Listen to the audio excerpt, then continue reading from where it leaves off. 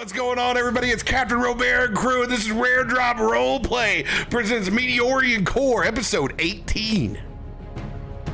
Ladies and gentlemen, we are now legally old enough to drink in the UK. It's happened. Hell yes. Benchmark done. Old enough to Celebrate. drink in the UK and old enough to die for the military in America. Yeah. Setting the tone. That's awful. Hey. You started it, okay? I started it with fun, thank you very much. My thing was fun too. Cultural differences. Everyone looks Cultural differences. Go fuck yourself. I see, they just don't like alcohol in America. I think I understand now. Please, no. Do not. Everything that Mud says is the opposite of how things are run here. You hate booze here. I just Welcome, can't say it. everyone. Steer this ship right back.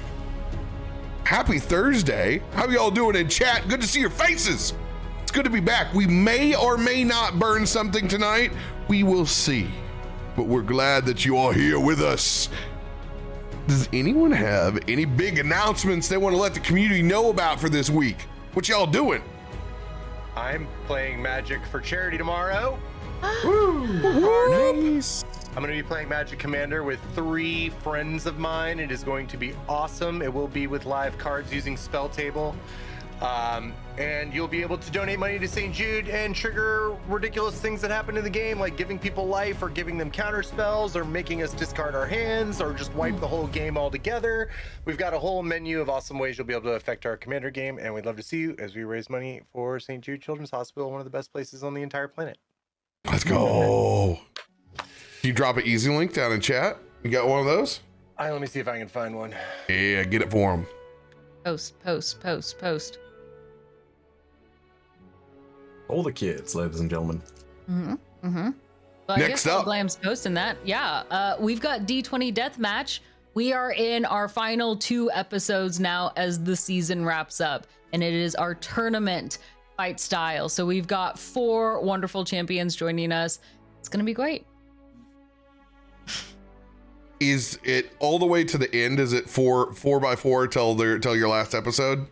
Yes, 2v2 on yeah. this end, and by the end there is the battle points and also the popular vote in which chat gets to vote for, and we'll find out if Mudcat or I are going to be the Grandmaster for the next season.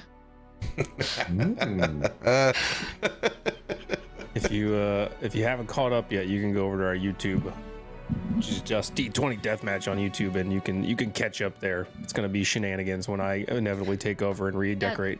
We don't know that. Sure, we don't. There's a lot of voting between now and then. A lot. That's a big old mud. That's a big old me. Here we go. We're just cycling through this. Whenever you What about spoke, the other ones? Favoritism. when No, you spoke, I it wasn't involuntarily on the clicked on your was like, oh my god! Oh, really? Yeah, I did. I was clink. I actually am mud. What do you mean? Dun dun dun. You two do look like twins. It's close. Perfect. It's not far off. Thank you. I try my best. You should just do it for me from now on. I got you. We'll just ventriloquist it. Just when in doubt, set things on fire. Yeah. You got it. Yeah. Yeah. Well, it's the Yeah, same with that me. seems When about in right. doubt, just punch him.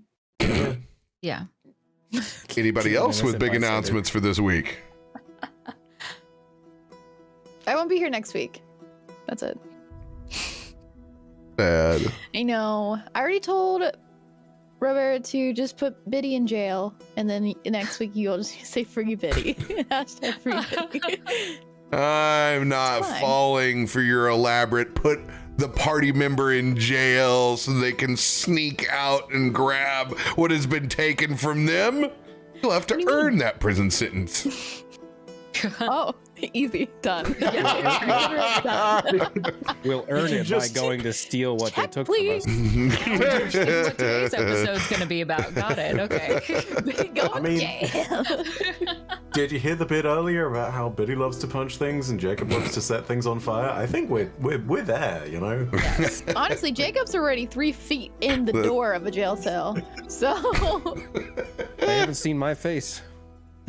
well, not yet. Unless I pretend I'm Jacob. Oh, that's a good point. Identity theft is a real issue here. Especially since, like, you don't see people on TVs and everything that easily. Sometimes they don't even know what their royalty looks like. I mean, hey, you know, sometimes you go ahead and you think you're turning up to a concert with Solus, and it turns out you're turning up to a concert with some random gnome, and you just don't know who it is. Same thing. Was Solus a gnome or a halfling? I forget. Either way, yeah. I don't think either. In our Netherdeep campaign, we have ruled that all criminal sketches look like the leprechaun drawing from the famous meme on St. Patrick's Day. They all look like that. Xanrin does not actually remember. What is this musician? What does he look like? You'll never know. Yeah, shit, that's gonna be a fantastic moment. Well, we got more D&D after this. We take a small hour break, and then we kick off our D and double feature and play a little Call of the Netherdeep later tonight. So stay tuned. You got more D&D after this. But picking up where we left off last week. The party journeying to the Metalworkers Guild Hall. Find out what they'd like to do with this incredibly legendary, some could say, storm ore received from their beatdown of Talos's avatar at sea. Sidetracked by a building in the distance, still smoldering. Upon Xanrin's investigation, being accused of the arsonist after taking a wee bit too long circling the burning building, set off a ridiculous amount of combat between guards, Xanrin, and Jacob, who happened to just be conveniently enjoying himself at a cafe across the street. Thanks to a nat 20 roll. You guys were able to dispense of those guards, get the right lucky rolls. But however, a Detective Gunver, interested in finding out the details, allowed the party to walk, however, has compensated all of their storm ore except for one chunk that is disturbingly in the bowels of Nelson's turkey. You gave it to me. It's only about the fear, my friend. One chunk that rattled as the ogre juggernauts are not willing to rip open Thomas the turkey to retrieve this thing, considering it a solid haul. Now Jacob in his piece and Nelson in his piece being the only ones that remain. You guys stand inside the city markets. Toff with a small musical box still out, but having sold some toys, Yes. made some coin. Just a few, which Biddy has, I think. I have one coin. Biddy has the other coins. Coin mom. Hold on to them for you. Yeah. I don't have a lot of pockets. Maybe I need to get a new vest with pockets in them. Maybe then you can sell more. Yes! Toff will now be searching around for clothing stores for children. Roll an investigation check. Okay. Bunny children in particular. Bunny children. You We're look behind slightly you, different shaped. You see an Oshkosh bagosh. What is it? Lullaby Baby or something? Yes. Gap kids. Back in Missouri, we just call that consignment stores, and that's what you see back in the market. There's a small like little children's bazaar. It's all very very peasant quality, small robes, but there is clothing that will fit Toff in this section. Each time that you pick up a different piece of clothing, though, we will roll for its style. Perfect. Can it also be like a Goodwill so it's even cheaper? Oh, it's I mean, this is a consignment store in the bazaar here. The more you look like a local, the cheaper it gets. Perfect. I don't know if we look like locals, but yeah, I was gonna say I don't know if we fit the bill on that one. I mean, Waterdeep is a cosmopolitan city. While you may think it's rare for an alkin, a rabbit, a kinku, a man with his face burnt off, and an average sized individual to walk through the streets, that's just every day in Waterdeep. We're just homies. There we go. A very normal party. Eating scorps. Yep. We're just a gaggle. We've only done normal people things. It's nothing to see here. Big wings, scorpions, Seeing your friends naked. dongs out. Yeah, Thanks for the next clip. I appreciate y'all. A little Nelson's arson. giant butt.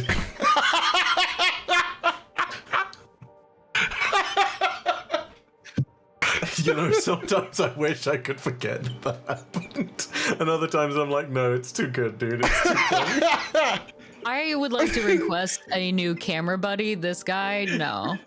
Put me next to someone else. I love that everyone has made this except for Glam. He's like, no, that's not it. That's not canon. And we're like, no, he has a huge.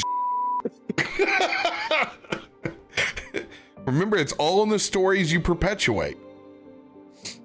Things gonna ascend to godhood before the end of the campaign. Did you have to use that tone of phrase? Yeah, like little life lessons here. So, standing inside the market, a little or less. What do you guys choose to do today? Jacob is gone once again. I'm at Bill's Always pouring liquor on arrow wounds. somewhere else. Aren't we supposed to go to Bill's? Yeah. Like, that was knowledge to us, right? Mm-hmm. Yes. Yeah. We just keep getting detoured. Biddy's going to be like kind of walking Toff through these hangers of clothes and like pulling them off, putting them up to him, like maybe not that one, and putting it down. And as they're going through this, she's gonna kind of look around for the other two or three, sorry, Brom, who are wandering about. Are we taller than the actual like? Not. She's like on her tiptoes. You see Like when you go to anything that Kohl's you and like? hide in all the racks.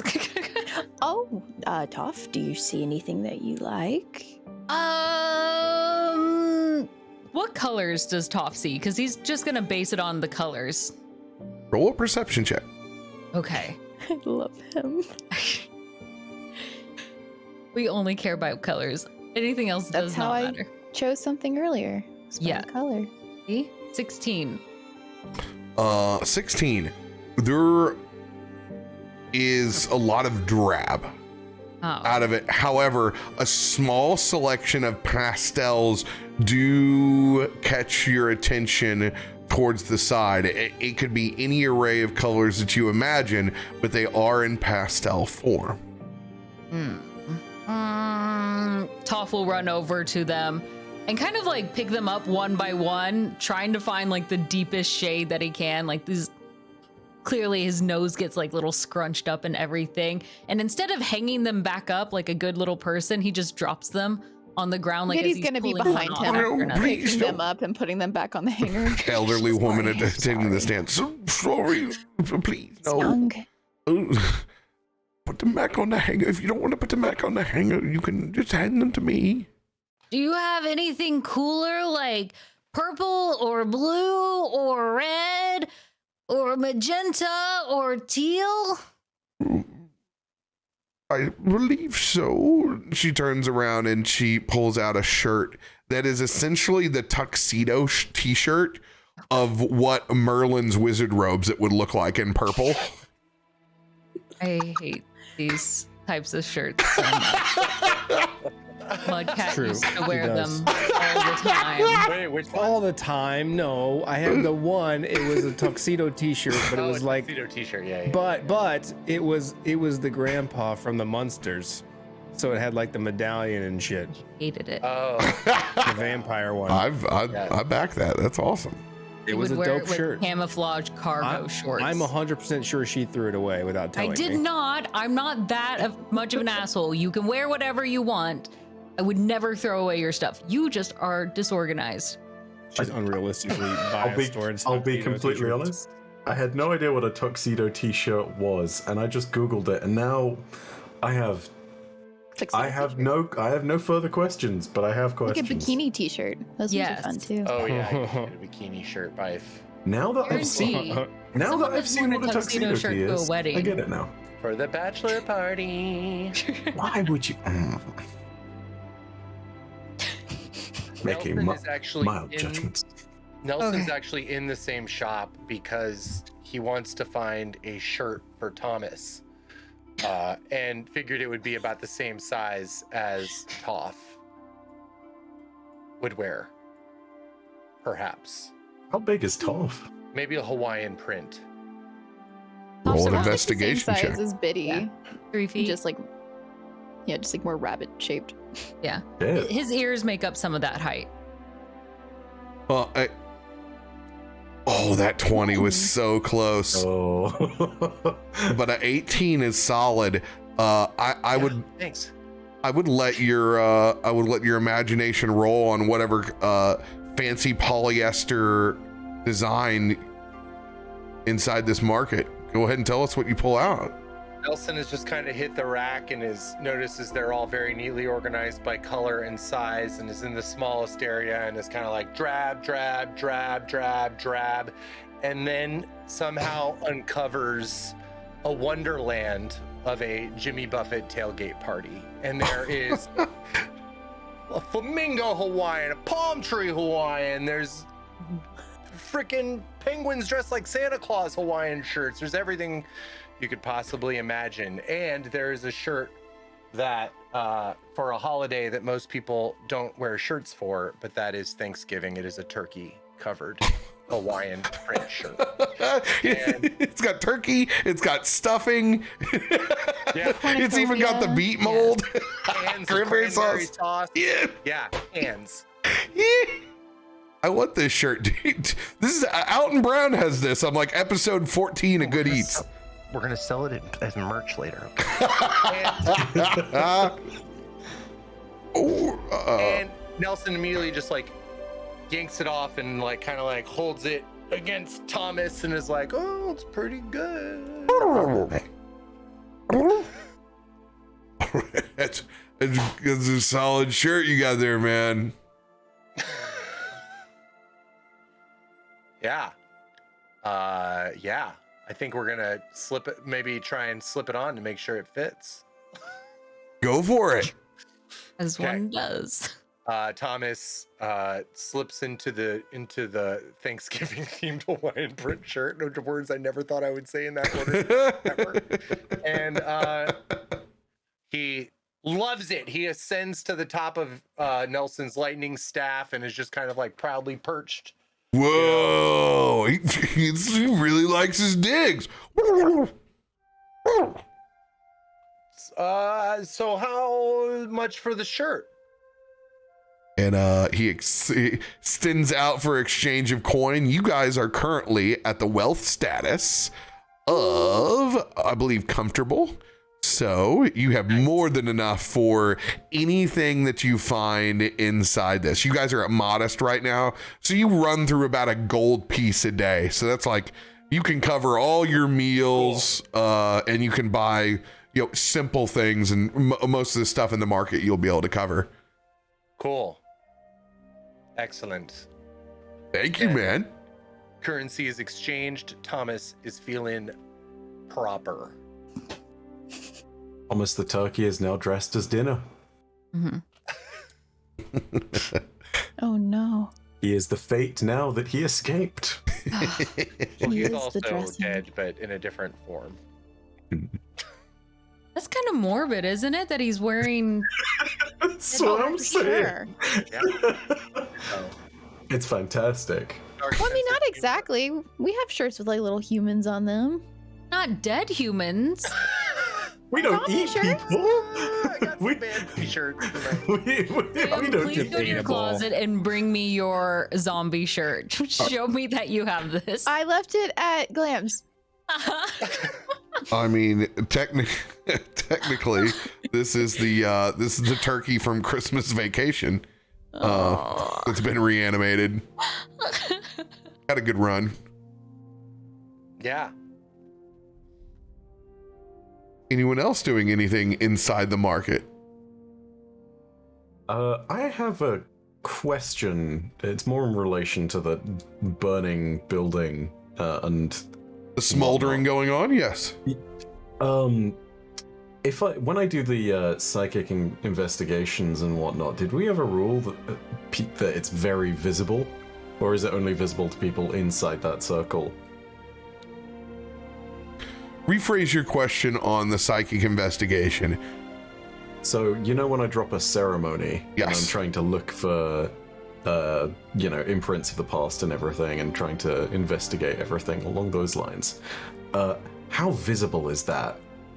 As in, is it possible for others to see and potentially be alarmed by that? Awkward AF if other people are watching you. They're not picking up what you're seeing, but it's a lot of, I think that guy might be on something over there because you're performing a ceremony and you're investigating things. It's like you're Tony Stark and activating stuff on the wall, but it's not there for everyone else. So if you hit it at the right time of day when there's a lot of street artists and in entertainment, you can kind of blend in. But right Maybe now, earn a coin or two. right now, once again would be like, okay, this guy's just on drugs. We got to get him away from the crime scene. It may actually be good for your alibi, though. Like, they may just think you're crazy at that point. You know what? Knowing my luck, I'm not even going to try it. Now that I know that, I'm not even trying. I'm just like, nah. So the mechanics for future reference when you want to, it is ceremony, so it takes some time to set up. I'm not a hardcore stickler on the exact amount of time, but essentially it can't be done in combat, so it takes you a little bit of time and space, and it's definitely awkward for other people to watch. Good to know. And also you can impart, as you have before, if other people are with you, you can use your psychic ability to relay what you're saying if they're in proximity of you. So you can share those, but it is your choice to do so. All right. In that case, no, the asshole cops. I'm not even gonna try and assist as I would have originally. They get to do their job by themselves with no special psychic nonsense to help.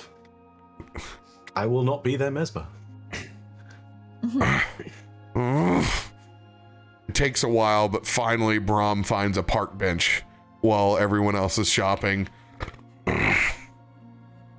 He sits down, waiting by himself.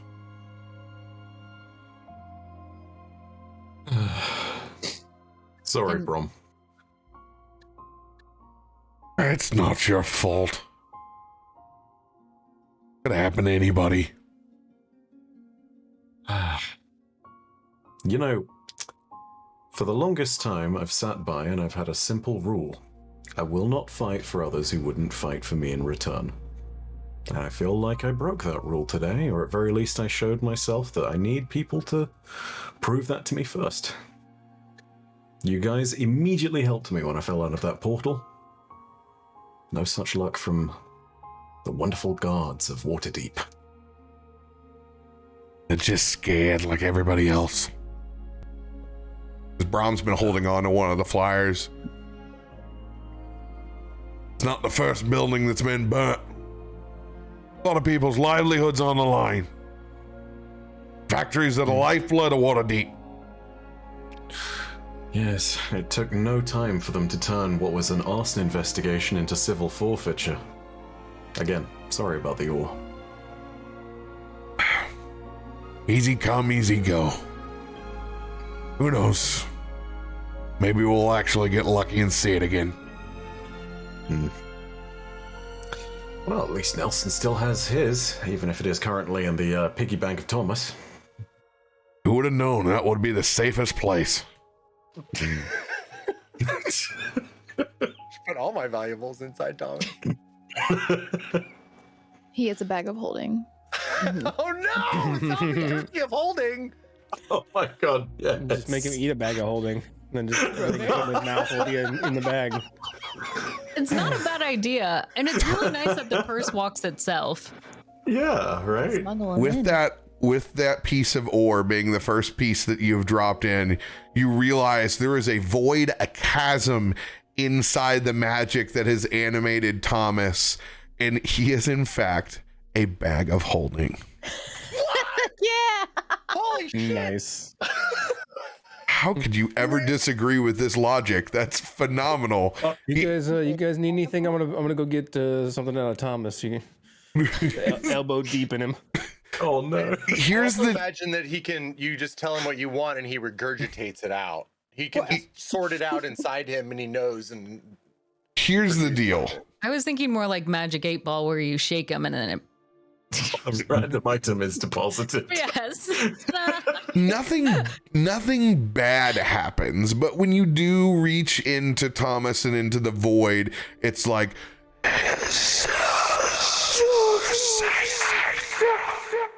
just little whispers of the nether regions of Cthulhu and the void. So there's just a little, it's unsettling. You don't want to be in there for very long searching for what you need, but it works. Like an astral plane up in this shit. Jesus Christ. hell yeah. They're just the enzymes. Don't worry about them. Does when you retrieve something from Thomas, is it like covered in grime and shit? No, it's a clean void. A clean void. Okay. It's not what I expected. Sanitary void. It's a very pristine pocket dimension inside. Now, you see how Nelson keeps his bars in a very, very kept, unbugged area? So is his pocket dimension. It's just a little eldritch in there, that's all. Just a little. He keeps his void very clean. A weird British doctor approaches and says, "Hi, I'm the doctor. May I climb inside your turkey?" I hope they say it just like that too. I'm stoked for the new doctor. Yes. Oh my god, yes. He's fantastic. I don't know what doctor you're talking about. I don't need anything. My knees feel fine. Is that a turkey shirt that you put on? He looks great. It does fit him well. Huh. Surprisingly. Did Toff buy that shirt? You guys haven't bought anything yet. You guys are still. I imagine you're still browsing. You're like, it's tough for a Harangon to find like, do I wear the pants like human pants like over my bunny butt or under the bunny butt? It's always like, I got to get this thing tailored out the back. It's tough. Pants are trouble, but shirts are easy. If Toff finds like oh wait, no, Toff's looking for shirts at that point, not pants, right? Well, anything with pockets really is all he You needs. get cargo shorts. Yes. I mean, I could like do the thing that I've done with my duster, which is just like do a very rudimentary and very poorly made hole in the back using a psychic knife to leave like a hole on that shirt or something. It really is, Yeah, Mom and Dad. that could work as well. It's not perfect, but we'll make it work. Cargo shorts of holding? Yeah, rad. Pockets of holding. These You're cargo weird. shirts have actually been to Dave 96. barmaid, brother. Like in a pack sun in 1999. I got this fossil belt that just stays attached to it as well. It's rad. So- Dick's Sporting Goods. It's weird that when you say PacSun, I can physically smell it. It's like Abercrombie. Yeah. Then burned in my nostrils. You can find anything in this bazaar. It's pretty bizarre. How bizarre. How bizarre. Baby. You're making me crazy. Biddy's over there just like singing whatever song. Just radio. playing overhead. There's a couple dudes in a bongo circle that pick up the beat with you and help you carry that tune 100%.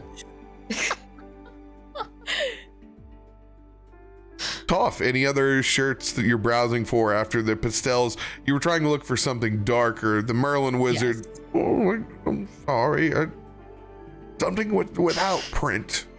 And Well, pockets. It needs to have pockets, big pockets too. And he like most of these kids' clothes probably don't have like deep pockets. oh, but Some of they them are pull out even one. fake pockets for a lot. Just like all of my jeans have fake pockets. This one is definitely, you can tell, was a hand-me-down, a working class gnome's shirt, because it's got the front pocket, and the front pocket is perfectly stretched for a pack of Witchlight 120s in the front. You can tell that they were definitely a heavy smoker that boxes and blazing, but it's a large front pocket. Does it smell like it was owned by No. a smoker? Nope, it's been washed. You can just tell by the pocket. Okay, I was like, no. It's like probably like starch and mothballs. Isn't this the children's section? Water deep, Children's man. size. Yo, Children's children size. are hardcore this time. Dude. Yeah. Survive. I remember when I was 12. No, hey, Size small. gnomes got to do what they got to do on a budget, all right? Wouldn't you know it? Oh my gosh, Glam. I wouldn't know you saying. I need something harder than this tea for those puns. Oh, I'll allow it. boo on all of you. That's the sorry folks, that's the end. I got a quota. Good night. Yeah. That's it. It was nice knowing ya. I'm leaving. I am leaving. I don't know any of you. No more of these jokes. Oh, I just no. I quit. I quit. Yeah. Oh, Yeah. wow. I didn't even That's it. catch that one. Brom gets up, he's disgusted, and he's even walking over to like the kind of like vegan lunch place that he would never normally walk to, but he's like, anything but this. You wonder why Jacob's always leaving. Brom, I want to know where you're going. Can't take you anywhere. You can see he's arguing over there. He doesn't even know where he went. He goes, I just want a chicken salad sandwich. Is that so hard? Blasted. He comes back empty-handed. How are you supposed to make a fried egg sandwich without butter? Hey up Waterdeep for having vegan places though. Dang. Yeah. Options, people. There are options. This is the splendor of the North. Nice. We gotta dick around in this damn bazaar. Toff, what are we looking for? What do we need to help you out with here? Oh, you see Toff like almost throw a small temper tantrum as he kind of sits on the ground. I'm trying to find pockets. Like extra pockets. Yeah, well, I'm trying, like, I've been making things, and he's like carrying around this music box underneath his arm. And I don't have a place to put all of it. Come here. Brom walks you over to a leather worker's stand. And this is his practical mind as he points over, and there are tool belts. There are leather fanny packs. There are small pouches, little leather tied up one. It's just any way nook and cranny that you can put away. If you've ever been to one of those wonderful arts and crafts leatherworking stands, it's just like, where could I store my spell components 101? I am going to get 2 fanny packs to crisscross over on each shoulder though. And one fanny pack will be in the front and the other will be in the back. Yes. Oh yeah, we can set you up. They don't even need the full fanny packs. They take their coin purses and restring them for you. They're even cheaper for you because they fit your size. The actual fanny pack is looks like you with 2 duffel bags when we set them on you. Perfect. Just one hanging in front and one on the back. Go ahead and choose what are the designs on there, because they've been they're classic design. So I want you to think, obviously here in the States, if it's not some sort of bizarre gentrified Native American pattern, it's not a generic leatherworker stand. I want you to think of the most generic high fantasy patterns that could be put in here. On either one, you get to choose. Dragons, unicorns. I was gonna put boats because we're at Waterdeep, so it would feel like their signature stuff. 100%. If there was a picture of Waterdeep in your grandparents' house where it's like the boat is coming into port that's watercolored from I don't know, 73, 100%, like it's a Bob Ross impressionist classic. Yeah. That's like if Norman Rockwell painted a Waterdeep. Yes, big old waves with the white foam on top as like the ship breaks through. Now that majestic white poofy sails. But the ship is colorful and gorgeous, looks celebratory, because I don't think Waterdeep has much of like a military base as far as I know. Look at that. Now that is a classic style. I like it. I've never been on a boat like that before, but maybe we can get one next time, right? There's a lot of sails. A lot more than what we have. Toff will be busy counting the number of sails on his fanny packs. It's a good math practice for him. After we buy all this, the store will have a lot of sales. So I walk back with a newfound Toff in pockets, as you can see, slung over the side with the immaculate Waterdavian scene from 1973. Yes. He's looking very fancy. It's the fashion of like 80-year-olds. Perfect for Toff. Well, we officially have Toff ready to go to the casino. Does anyone else need anything? I'm gonna More quickly pockets than a Rob Liefeld drawing. I'm gonna quickly see if I can find something that would fit on top of my armor, but underneath my duster that could be a very discreet kind of pocket to use on top. Something useful, if not, whatever, but yeah. Oh yeah, whatever you're looking for over in the leatherworking stand. Oh, come in, you're looking for some pockets too? Something a little bit light on the feet. Something that's not gonna get too musty underneath the duster. Anything in particular? I can't guarantee for the mustiness. You'll have to do that on your own, but I can get you the pocket. You can get you a fashion, something that will be able to hang inside. It kind of like clips to where there was a sewn in, like a sewn shut pocket that's been pissing you off for so long. You're like, why did they put it here? They just sew it shut. He's able to open it up just enough and get it to connect. So you're able to store, I would say, spell scrolls, a dagger's worth, not a short sword worth, but a dagger's worth, or materials inside. Very, very good. Thank you about that. This'll do just nicely. It's one of my favorite patterns right there as well, as it's got a long dragon up the side of it. I'm proud of that one. Even if it's not going to get seen, it'll be a beauty. At least I'll know. Hey, thank you, old boy, for bringing them up. It's my pleasure. My pleasure. The old man gets back over to emblazing a new set of coin purses or fanny packs, either way you want to see it. Biddy wants to approach one of the store workers who kind of live around this area. So, excuse me, Do you happen to know a Bill's? What? Where? I don't know. I heard the name like twice. Is it Bill's? Do you know Bill? Is Do I a hear kind this? of a wild-haired man turns around. That's he's currently making small sausages, like little breakfast Aw. banger. He's like twisting around. Excuse me, Bill. You're looking for a Bill? Bill who? Yes. I have no idea. Did I ever Do get I- a last name? Do I hear this? You're over at the other stand at the moment. This is Biddy on her own. He's some guy that, like, I guess has been known for potentially jobs or things like that around here. Is there any Bill out here? Is there a Bill with jobs? Bill with jobs? Oh my gosh. I just terrified Is that someone his? walking past my office, screaming that out. Their face.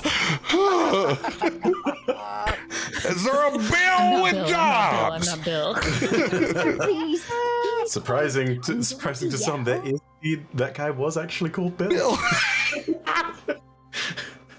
Oh, well, I'm sorry. I thought you were looking for a Bill around here. A very specific one. I don't need to announce it to the entirety of Waterdeep. Sorry. That's Oh. okay.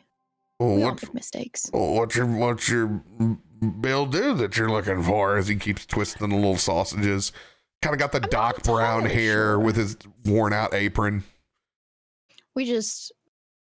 We're at a bar and I overheard some people talking about someone named Bill. Roll a deception check. Hmm.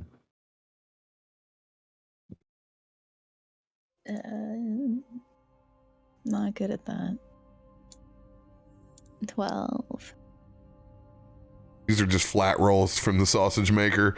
Oh yeah, I like bars. Yeah, Of course. you hear a lot of things at bars. What- Yeah, you're What? not wrong. What's your favorite drink? Honestly, whatever I'm given. I'm I- not too picky. he gets super concerned when he hears this now. He's like, Waterdeep's a big town. You should watch who gives you drinks. That's not safe. my friends. Okay, that's better. Yeah. Thank you for your concern, though. That's actually very nice. So Bill from the bar, Yes. I'm gonna roll a history check with disadvantage for you. Icky. Of course. I'm sorry. I don't know any Bill. Hmm. Sorry, I can't be of service. Well, thank you for trying to remember something. And she wants to reach into her pocket and, like, kind of move her fingers around what coins she has. Can I buy one of those sausages off you? Well, of course. I And mean, thank he's you for your time, and this looks great, so... he's over in the production area. My sister will take your money right over here. And you walk past and he points you over to the active griddle. And there's like 3 people in stand, but he's super. I got a sale over here. Sis, I got a sale. We got. As he goes over to, it's like, my first one. He grabs one of the spatulas over the side. Oh, don't worry, sis. I'll take care of it. I promise I'll count it. He goes over there. He goes, I never got to touch the griddle before. I don't hear this, do I? Oh yeah, he's talking to you. He comes back over with it and he goes, copper a banger.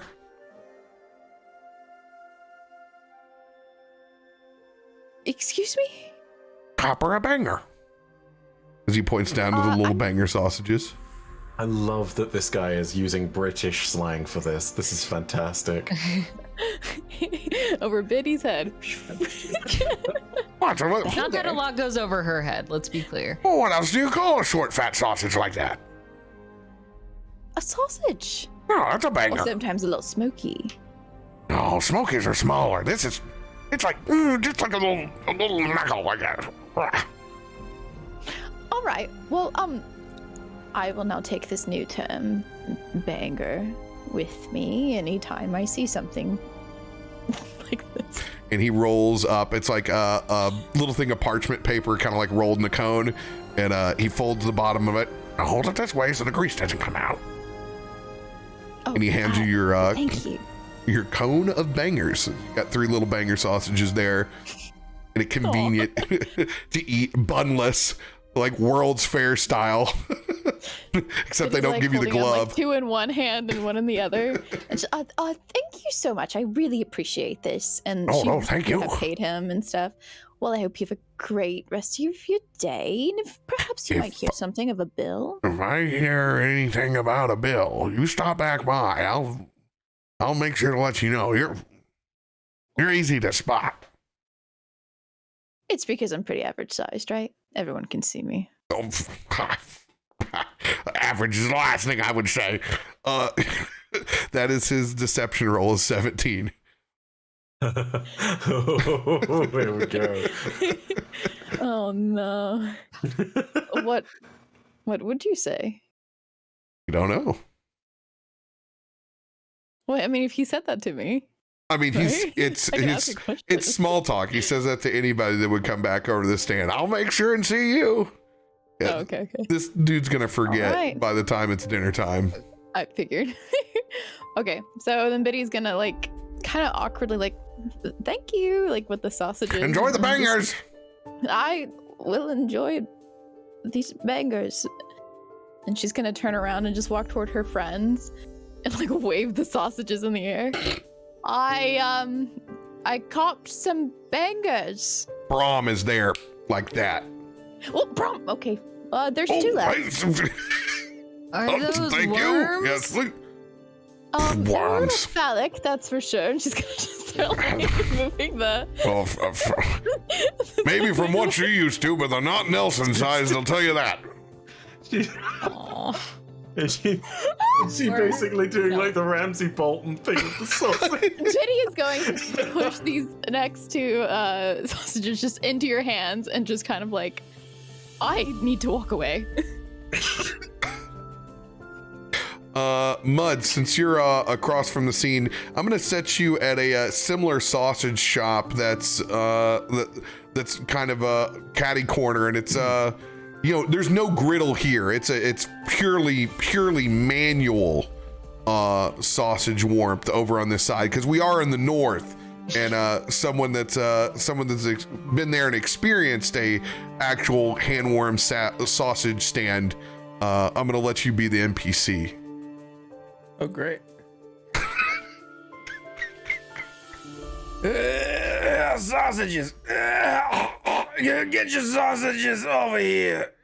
You like sausages? You got your hands on some big, thick sausages. You want some more?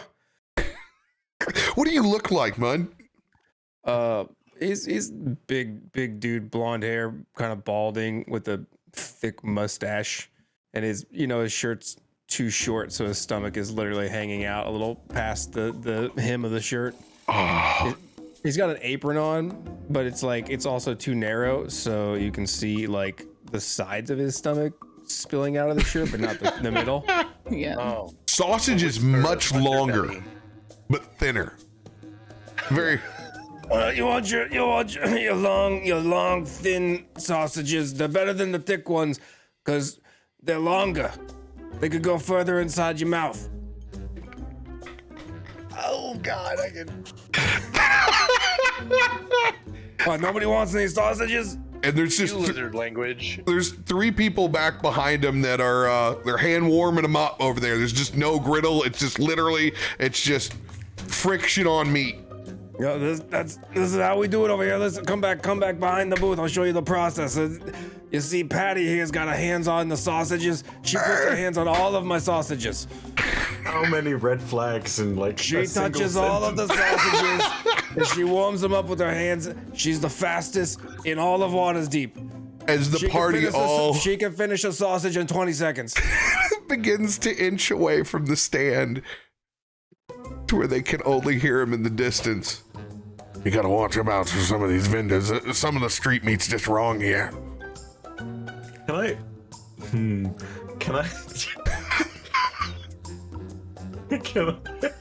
I have a really cheeky idea. Can I like psychically whisper at this sausage vendor without making any eye contact or any notion that it's actually me? Not even talking to him. Really. Oh, just absolutely. a thing of trying to really fucking get in this guy's head. Something along the lines of, "I will take 2 sausages." Yeah, you want 2? How about 3? You can. Who said that? I mean, if you're gonna take 2, you might as well take 3. You already started. At this point, it's He's just looking around, trying to figure out who said that. I'm just sort of spying from the corner, enjoying the mild chaos that I can cause. just sending psychic whispers at people for nonsense reasons, for no You're good. like prank calling them. Oh my gosh. As we Minds. cause a swath of chaos walking through the market. Jacob. Mm-hmm. Now somewhere inside the city, taken off with your cloak through back alleys. You've had your head set on making your way back to Bill's. I need you to roll a survival check. This is before me and Bill have the drink. Yes. Okay, got it. Back in time. 12. 12. Yeah. Easy enough for you. You got yourself down here in the street cafe in the first place. You're able to navigate those back streets with ease. No problems of running into guards past the actual area of the burning building because it's a large city. Back at the front desk with that freshly poured glass of whiskey.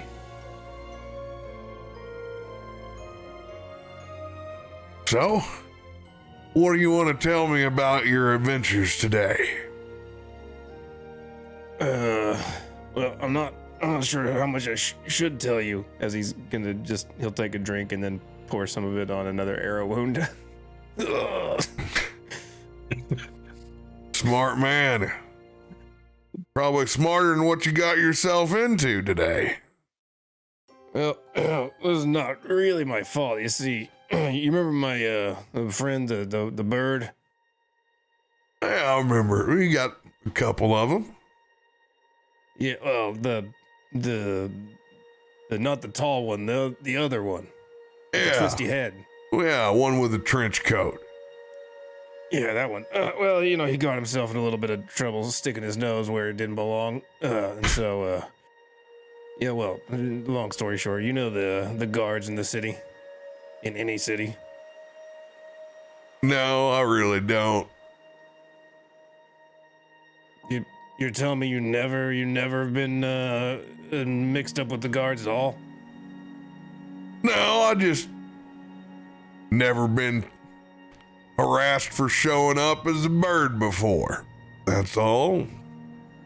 I think it had something to do with less to do with the bird and more to do with being near a giant fire in the middle of the city. That changes that scenario just a little bit. Thought they were giving him hell because he's a short beak. That's kind of fucked up. Yeah, that'd be real fucked up. Yeah, who the hell would say that? What a piece of shit. I don't know. Whoever they are, probably don't wear sleeves very often. Yeah. So I got mixed up. Hung around the wrong place. Yeah. Fucker's been burning buildings down for the last month. What fucker? Whoever the hell this arsonist is, I'm assuming your friend got a little nosy with the burnt goods and they decided to go for a little investigation, eh? I guess. I don't know. I was having a cup of coffee, enjoying watching the city burn down, and you know, there he comes, and then the guards come, and then before you know it, I've got to distract them, and you know, and then and then you're full of arrows, and you're running through the city, and you know, I don't really know anybody here except for you, so here I am. I tell you what, made quite the impression since you got here. Well, I figured my friends would be along at some point, and we still need a job. And, Yeah, you do. Hell, even some son of a bitch burnt down my board out here in front. Well, who the hell would do something like that? Burnt down your board, like your job board? Yeah, I put that job board up over here so we didn't have so many.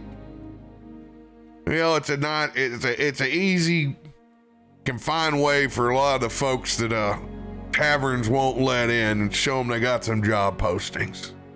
Well, you know, whoever did it, you know, I'm not saying for sure, but you know, maybe they had their reasons, you know. Yeah. What do you mean you have your reasons for destroying perfectly fine private property? I'm not saying that they should. You know, that's the one thing that just chafes my ass. People running around destroying perfectly fine. Why can't you just leave it alone? No, I hear you. I 100% agree. I'm just saying, you know, it's a crazy world, and sometimes, you know, like, you know, maybe they were, you know, had a reason. Maybe it was a accident or something. You know, I don't know. Deception check. I'm not deceiving him. I had a reason. Deception check. He's not. He's gonna roll his perception with disadvantage because he's on a rant. Like he's not. He has no reason to believe it's you whatsoever. 14. Oh my god. Turns out he's got 10 bodyguards in the back room. Now I have to fight them all. This time Jacob is actually dead. Close. You know, and it's just they're the same ones that hit the mailbox. I'm getting off track. Looking for that job, you say? Whoa. Well, I could, the job, but you know, maybe a doctor before that if you know anybody who discreetly who can you know, stitch some of this shit up. I ain't got a doc, but I do have an old boy here that spent some time in the forces that runs one of the shrimp boats over here. I think he can get you stitched up. Yeah, that'll work. I'm not really picky. I just, you know, I'd rather not bleed out on your floor here. It's all right. As you look back and there's like, it's just, there are blood, scales, shellfish, like all over the place. You know, it's a pretty open market around his area. They push it all back into the arbor at night. Denny, we need your talents up here. Got a man looking like Swiss cheese. Yells back over to one of the boats. You can see there's a man that's mending nets right now over on the side. Looks over at you, just the straight up Tom Hanks suspenders up and over, white A-frame, completely buzzed head. What you need, boss? Go stitch up our piece of Swiss cheese over here. Might want to grab a slightly smaller needle. Okay, boss, anything you need. He goes over. Can I just add in a little fact that when he was fixing the nets, he's making more holes in the nets? I know that's an obvious thing, but I just wanted to share that. I'm sorry. Please do. Wow, yeah, no, that's totally how that ship. Whoa. Whoa.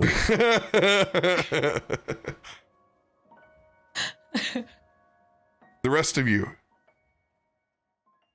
are you headed back to Bill's? Are you doing anything before heading to his office?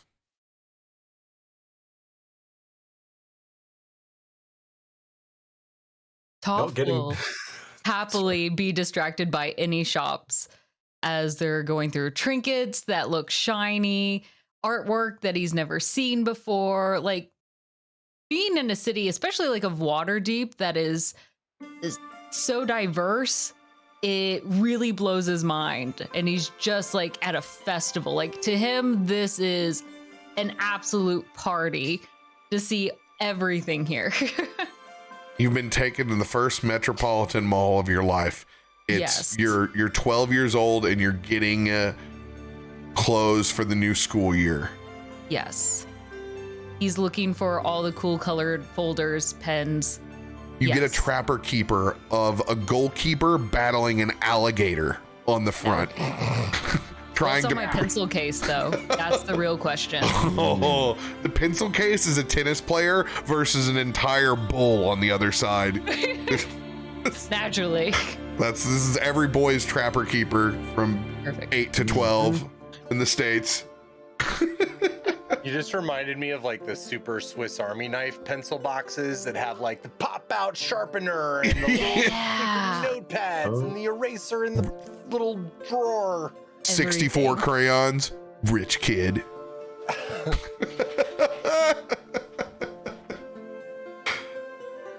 As you're just running from shop to shop, Brahm's getting wore out.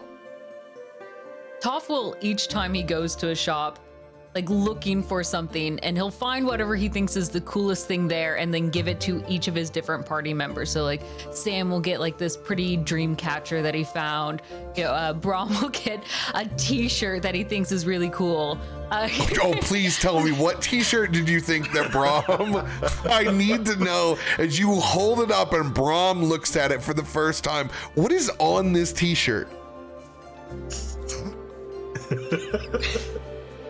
So on it, it is a three-headed dragon, naturally, in the moonlight, as they rear all three of their heads in a hydra formation down upon a bugbear that they're fighting. Damn, it's King Ghidorah versus Kong. Yes, Brahm loves it. perfect. That is It's the like a whole single nighttime. The back is greatest all t-shirt. splattered with stars. Is it in the style of Three Wolf Moon? Yes, it is. Okay. I mean, I practically have owned the shirt in the past. Yeah. 100%. This is I've been looking at it at Spencer's Gifts for a while, and I had my eye, but I just never really wanted to spend the money on myself. And Toff, you have an eye for my style. Matter of fact, Isn't it cool? It's like the battles we've been in, but not. he that- puts it on like- over his tabard. He thinks it's so snazzy. Perfect. Toff is not paid for these, by the way. He's just giving them to you all. You can see now shopkeepers are all coming out one by one. Just hands on hips. Mother! Look at this! And it's a cute little cup with a lid and a top on there, and he runs it over to Nelson, trying not to trip as it's clearly ceramic. Look, you can dip your beak in it, and he'll hold it up like at the top of his hands, trying to reach it up to your head. What does it look like exactly? It is a beautiful little ceramic cup with a lip. So like think of a tiny pitcher, but it also has a lid on top of it as well. So very cute. Nelson very carefully takes it from you and looks at it and then like gives it a test run, inserts the beak, and it fits perfectly. Brahm pays off 3 of the vendors, but one specifically, the last one from this that you've walked out with Nelson's gift, goes, hold on, I promise you I will be right back. We have to teach a lesson here. Mother, we need to teach a lesson. As I look over here trying to find Biddy, because I'm looking for moral support to try to help explain to Toff that you have to pay for things. Toff finally sets his eyes on what is probably the most magnificent thing, and it is in the children's section, and it is one of those pirate packages for kids' children's parties. Like, it comes filled with like a pack of 18 eye patches, little hand hooks for them to hold, tiny little flags to go in cupcakes that have pirate flags, and he snatches it up and runs to Xanrin. Look, this is exactly your style. It isn't, but it is in his mind. I need to learn how to make a better disguise. Maybe this will help. You could wear eye patches, but you can only wear one at a time, or else then you can't see. I can still hear. Oh. Then put both on! And he'll pull out 2 eye patches for you, so that way you can walk around blinded and show how good your hearing is. Biddy, come over here. What? This package has now been opened. Not being able to get Biddy's attention. It's only gonna fall to me. You hear that? I've been trying to get your attention. Somebody needs to explain to Toff that you have to pay for things. You can't just take them off the shelves. Get in the slammer before you know it. I'm not someone who is unknown to 5-finger discounts, so I don't mind. What the fuck is wrong with you people? These aren't even expensive. Why would you have the money to pay for them? He's a kid. Taking cute and way out That of is anything. not an acceptable answer. He turns around and storms back.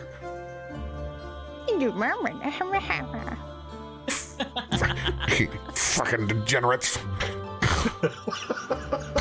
Toff at that moment is gonna pop out wearing a hat that he clearly got like out of a hat rack in the back, and it is a hat that has bunny ears on it. So he's got four Double- ears coming out of his head. Doubla buns.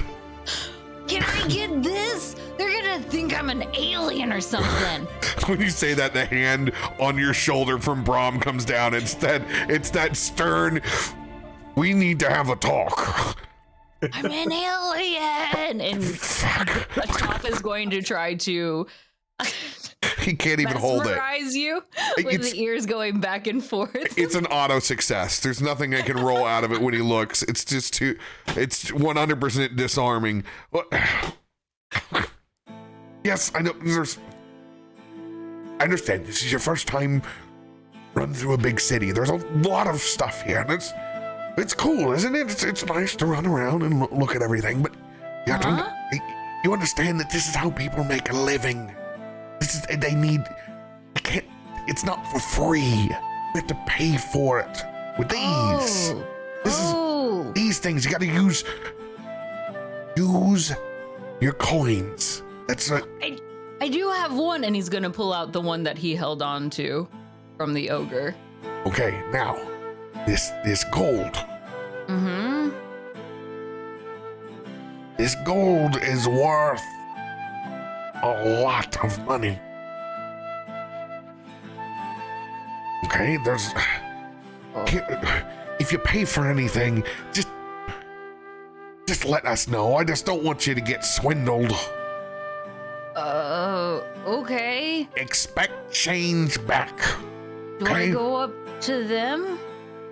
You go up to the main counter, you try to find, if you don't know, you ask. But you should get, this is worth 10 silver, remember that. 10 silver. 1 equals 10. 1 equals 10. Roll a history check. You may do so with or without advantage. I don't think I would. This kind of math is difficult. 17. I think we're gonna stay with that. Okay, 1 equals 10. I'm gonna go buy the alien ears. And he's gonna run up to the cashier.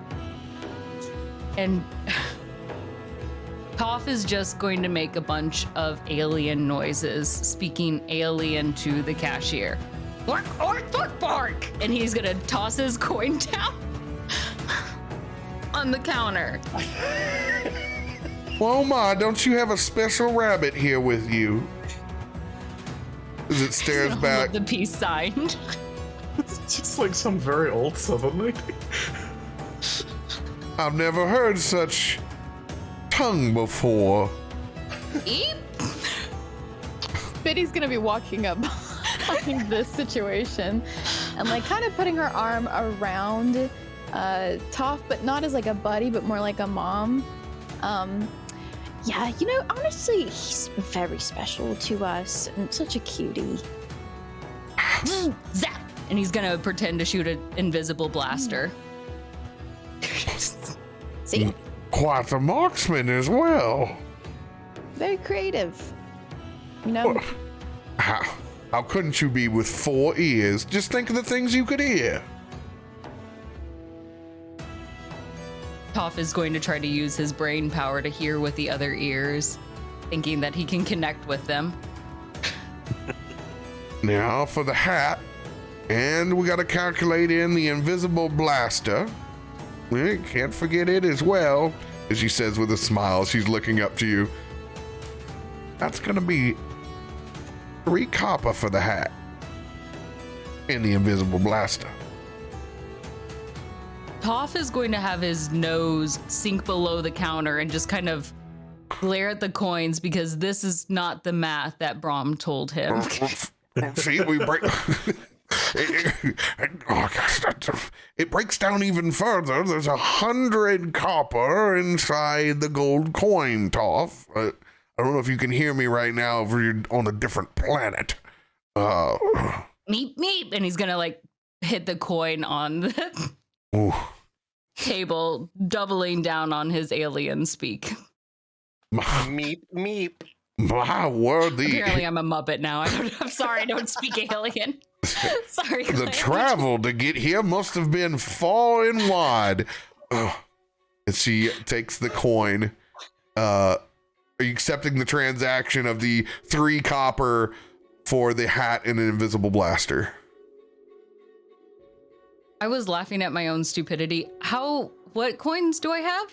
You produced 1 gold from your because that's what you have for the day to spend. So gonna give you 90, the equivalent of 97 copper, which will be given back to you in 9 silver and a big old pile of 7 copper pieces. You still with like nose under the table, he will see a little fuzzy paw just hop on and slide the coin across, and then 2 reach out to pull the silver and copper back towards him. And you don't see his face, like the full thing still, and you see him slide it off the table, and you can hear it clinging down into his fanny pack on front. That's a fine looking storage pouch you out there. Got to ask, did Toff unknowingly swindle this poor ogre from earlier by making them pay like a gold each for the toys? 3 gold, yeah. Like, For each of us, it was a swindle. As far as Toff knows, sale. that is exactly what his toys are worth. Right? Listen, craftsmanship is a valued thing. When you buy from local artists, you're getting quality. The Royal Guard felt it more of a something they could donate to this very special child.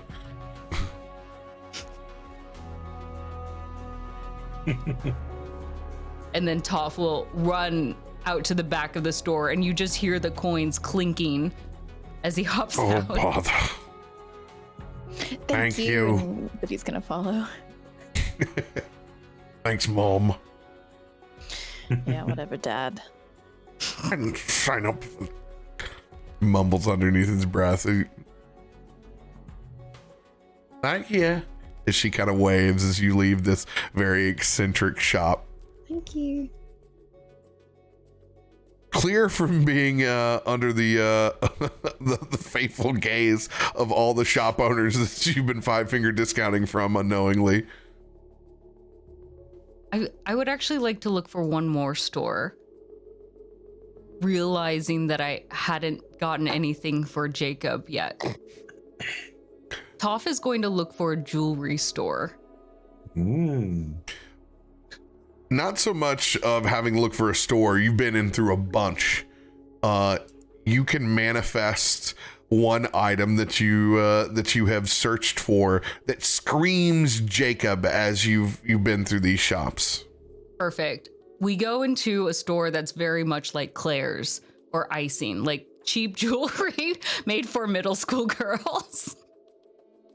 And you see Toff go straight to the back where there's just a line of necklaces all across. And he picks this pretty silver colored, it's not silver, silver colored heart locket that has this pretty little fake red gemstones all along the front of it.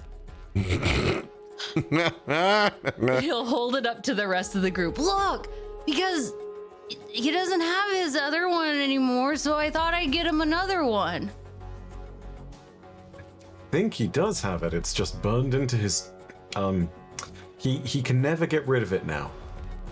Oh, well then this one can match. He'll have 2 hearts then. That he will. I'm gonna go along with this and not question a damn thing, because yeah, this would look fabulous. Very pretty. Toff will take it up to the cashier and gently set it down. Can I get a box for this? Of course. And get you and he'll point to one of the cute pink velvet boxes, the little heart-shaped ones with the metal clasps on front. Okay, yeah, we can. These have been left over from Crimson days, but yes. Those are perfect. I'm sure he loves the color crimson. Hands you the small, and like all cheap jewelry, the hinge is a little bit off on the side, like it collapses. It's kind of like a sideways mouth. It's kind of like Terrence and Philip fit, you know, like perfect. Not exact. Let's hunt for treasure.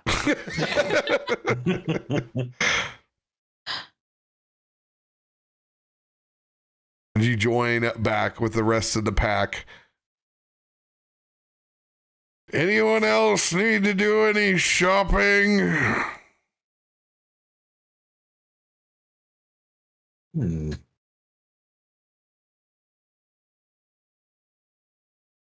keep my trap shut, and I'm gonna think about not intervening and taking us off course. We all know how that went last time. A sound of silence.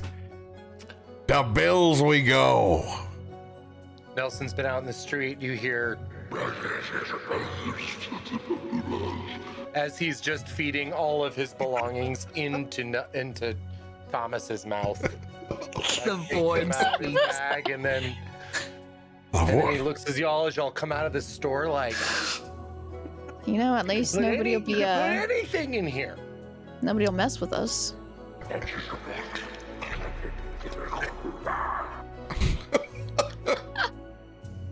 The void speaks back. Can I see if I can psychically whisper at Thomas and see if something responds? What do you say to Thomas? Hello? Is there anyone there?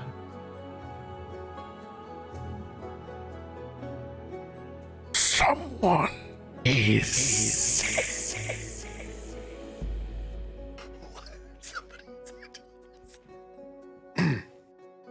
I swear to God, if the bag man is inside Thomas. As a small request. I feel like we need somebody just to play Thomas now. Oh my gosh. Wait, he's my inventory. He's my inventory. He's our inventory. Thomas is but a husk. A husk with a great personality, but yet a husk. You say I feel anything the else same to way. the void? What is your name? Or is this Thomas speaking? This is not Thomas. You have not my voice. What is your name?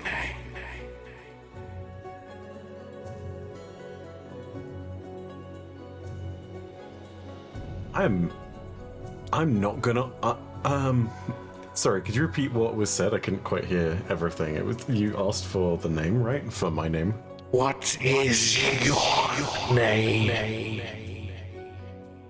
Is it like making a demand with that, or is it just asking in return pleasantly? Tell me your name. Okay, alright then. My name is of no concern to you. I merely wanted to investigate. Silence. Good. Thank God. I have very interesting feelings about Thomas now, and I'm gonna just avoid him like the plague at this moment in time because Putting the void in a void. I have a chart now of 40 different otherworldly entities that at any point in time when you speak inside the bag, could be any of them. are these like the otherworldly patrons for Yes. the warlock? Oh my God. Yeah, they're monsters you could find somewhere out in the void. Or interesting things. They're not all monsters. Why am I not surprised Nelson would be carrying a dead turkey with all this around? You A bag of holding. You give a monsters. bag of holding, you get a bonus walkie-talkie with the unknown, Naturally. You can go full Stranger Things at night. Just stick your head in the bag and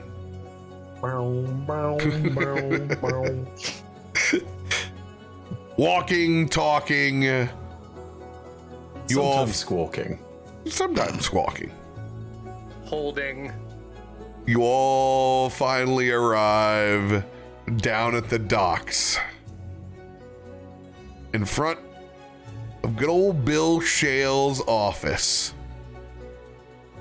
Just as Jacob's getting the last stitch in, you can see a large pile of blood between the fish heads that have been cut off and Jacob's own as he stares back at you. And I'm gonna let you guys go take your quick break and come back. Back over on the docks, Jacob just getting finished stitched up. You can go ahead and this time I'm actually gonna have you roll some hit dice. I'm gonna give you I'm gonna let you roll.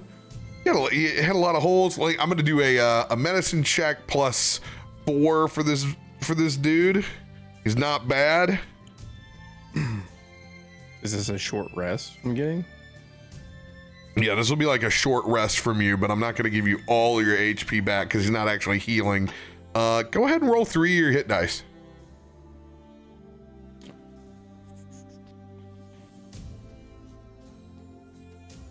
Oh, 6. Okay, hold on. 16. 16 HP back as the bleeding finally stops. Yeah, it's solid. As you all see Jacob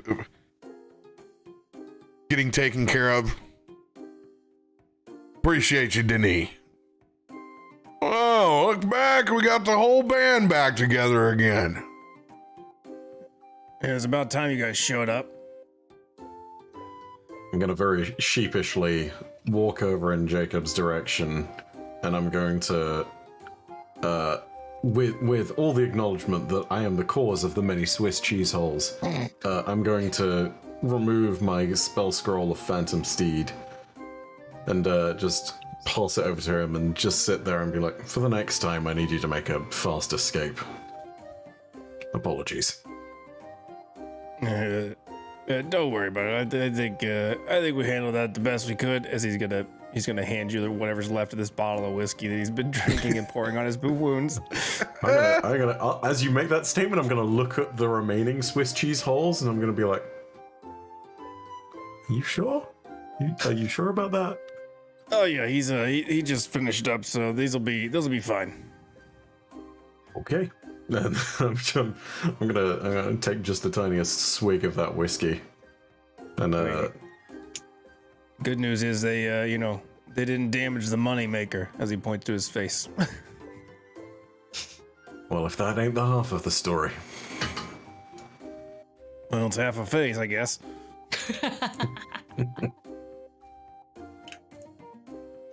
Well, come on in. Hey, nice set of double ears. Come on in. I got some chairs pulled up.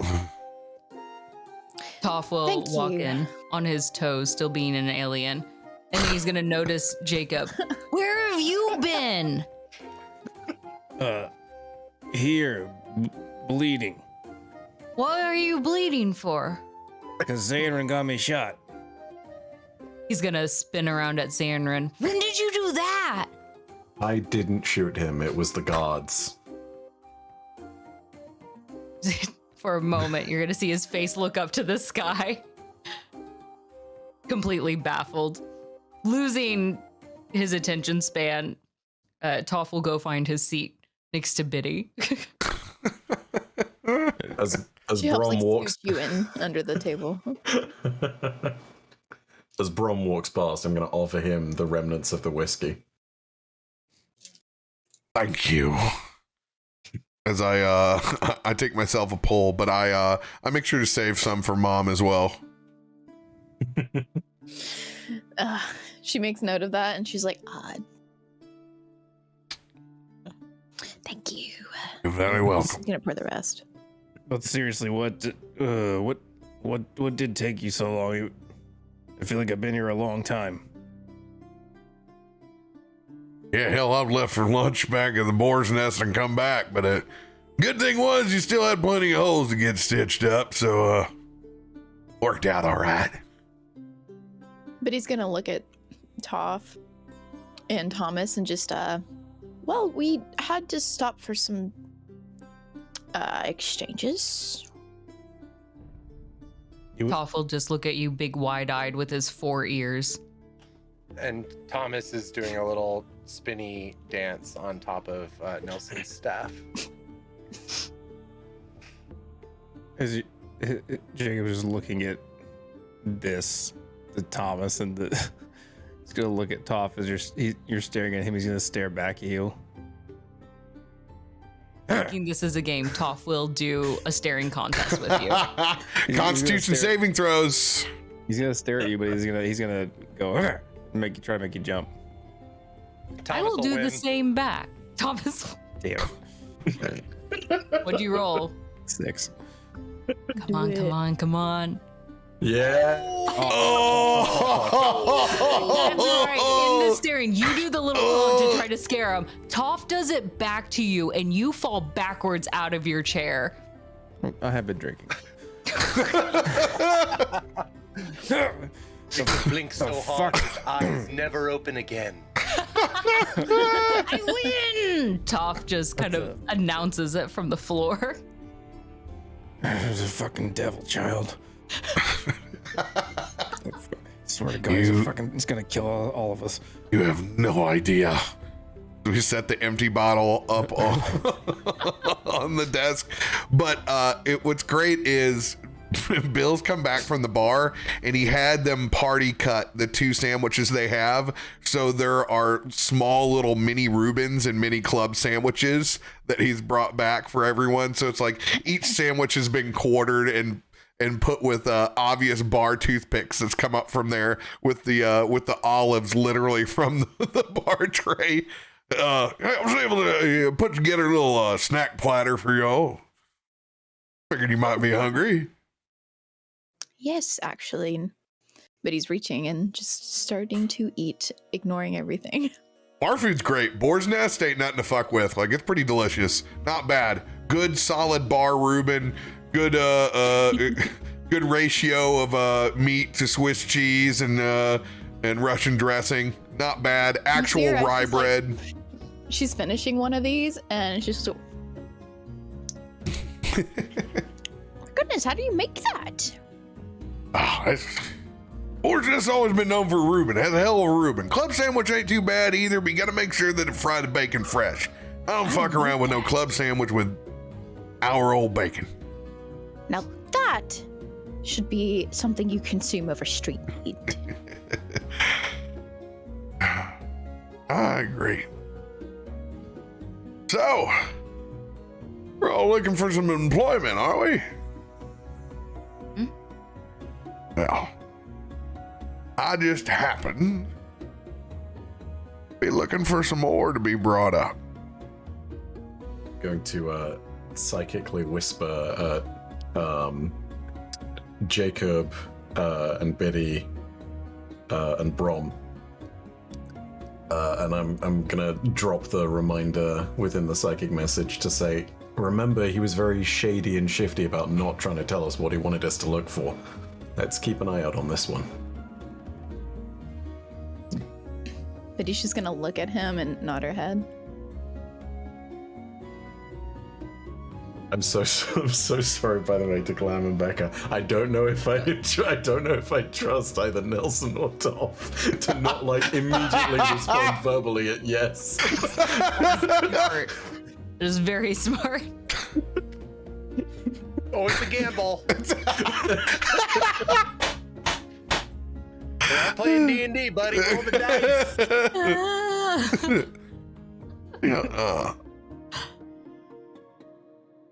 I'm assuming since you've made your way to the water deep, you're familiar with a little place called Under Mountain. We're all familiar with Under Mountain? Not even a little bit. What do we need to know? Nope. Brom kind of looks back. First timers here, except for myself. Oh, well, hell. This will be exciting. Yeah, you see, as he points up geographically to the large mountain range that's directly north of the city. Well, there's a legendary entry point. You're going to love this. This is probably like nothing you've ever adventured. There's a tavern up north in the Castle Ward called the Yawning Portal. May have heard of it before. A lot of adventure types like yourself. A lot of work to be found up there as well. They got a well that reaches far down, goes all the way down in. You can actually get into the Undermountain from there. So hell, you can stay there the night before, throw back some drinks, and get lowered down. How about that? That's like luxury adventuring. And what exactly you would we be... offering? Oh, sorry, go for it, Sam. I want money first. What are you offering? Well, now I'm offering to set up the night stay at the Yawning Portal. I'll pay for the pass, as it does cost to go down and up. So I will take care of the travel, but I'm paying per head of ore. Don't pay for the attempt. Don't pay for just the retrieval. Pay by the piece. And what ore are we looking for exactly? Well, you're gonna know it when you see it. As he pulls a small little leather cloth off over the top, and you see this crazy bioluminescent crystal that just kind of phases and glows in between a seafoam green and a purple that just sits there on top of his table and just kind of pulsates there for a minute before he puts the leather cloth right back up over the top. Can I roll to see if I know what that is? Go ahead and roll a history check.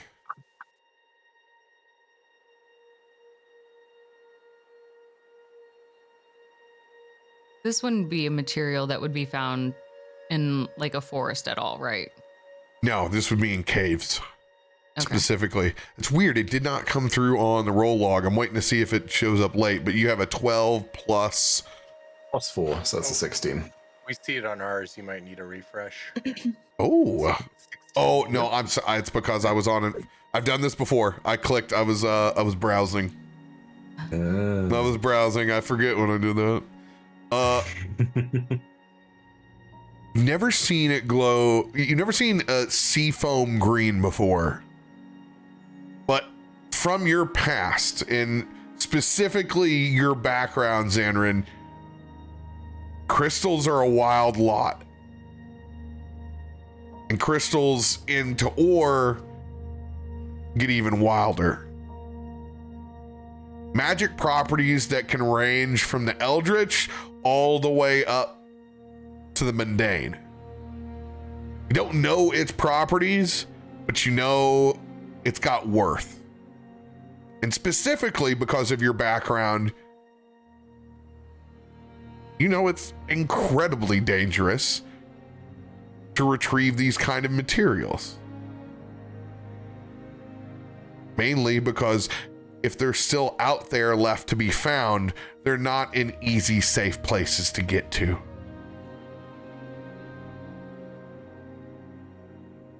Hey, I'm gonna quietly communicate most of that detail, the rarity of the ore, the fact that it can contain magical properties, and the fact that retrieving it is probably dangerous to the rest of the group. Y'all look like you've seen a ghost here. As relaying all of that back would take a hot minute while everyone's concentrating with Xanrin inside their head, kind of looking back. You need to say it again? Why not? What exactly are we looking at here anyway? Looking at some crystalline ore, specifically sea green and purple. That's what I'm looking for.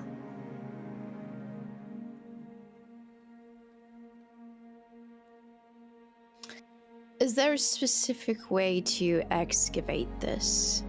A safe way? Safest way? Don't touch the crystal. Okay. What about the rocks surrounding? Ore's fine. Watch out. Sometimes there's thin spots. You'll see. You can look as he takes it off. You can see there's a certain metallic nature to what's connected to the crystalline structure and what is an unvaluable rock next to it. And he kind of shows you the difference. You just carve right around that. You'll be in safe territory. All right. You can put it in leather just fine, just like this one. Is there anything else in those caves? There's plenty of things in this case. It's the Underdark after all. Under Mountain. That's why adventurers go in.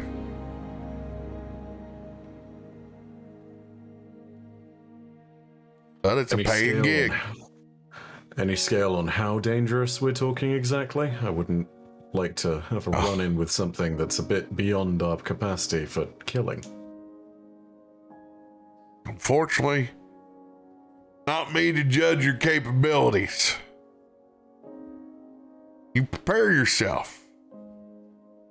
Anything else, that's none of my business. My business is just laying down what I can afford to pay and what the market price is. Besides that, I'm not in the hero training business. I'm sure you can find plenty of folks that tell you plenty of different stories. Yeah, you got a whole tavern's worth out there.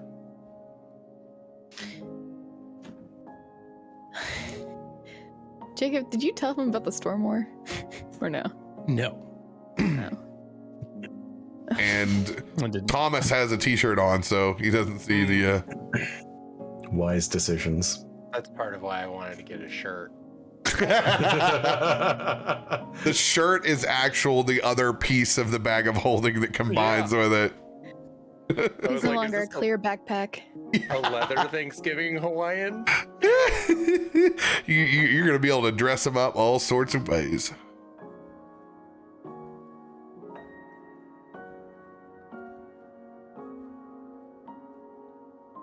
You're all kind of looking like deer in headlights.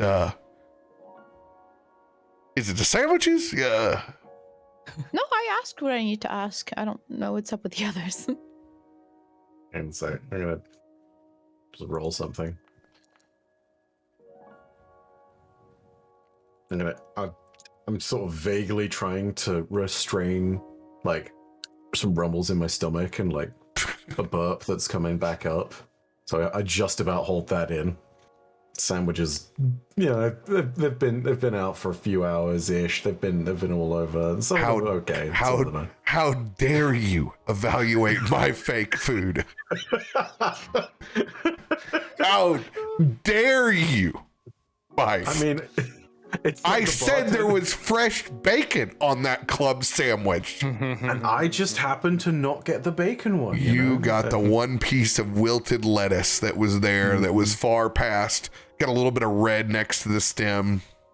And it's like the bartender said that one time with regards to everything going on at our table. I don't give a shit. Oh gosh.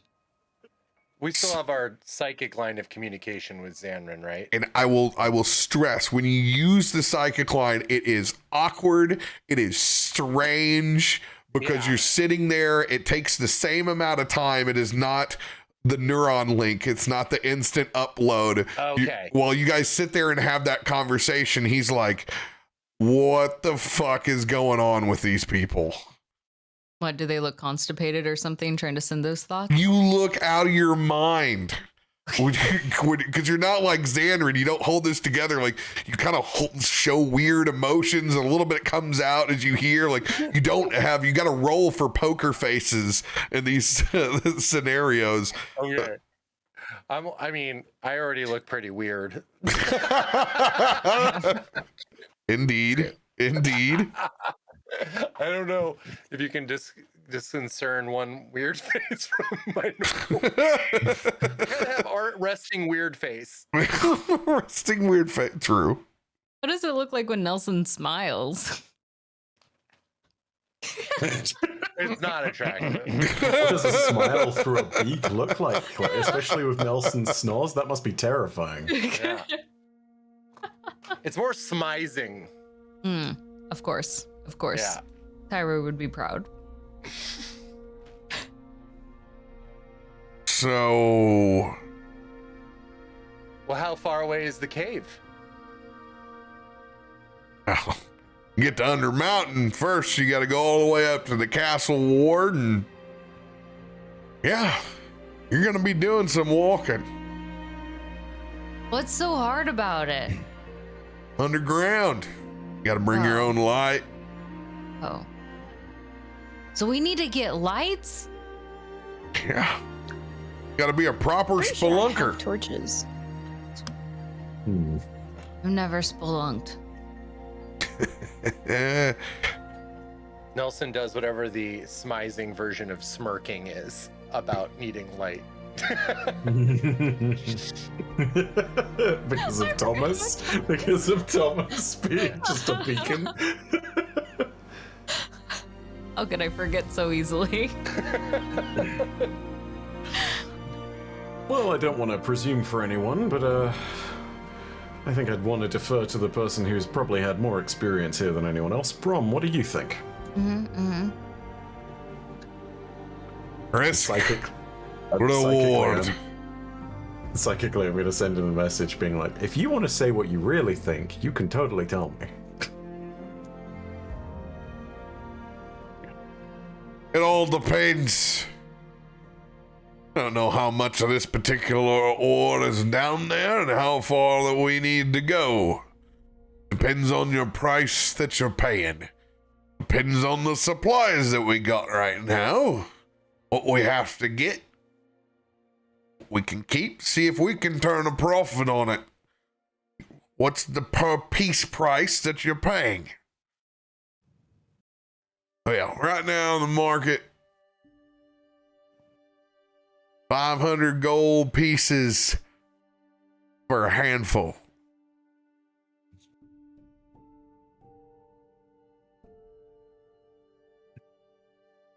Well, I'm kind of doing the mental math. He sends back to Xanarn.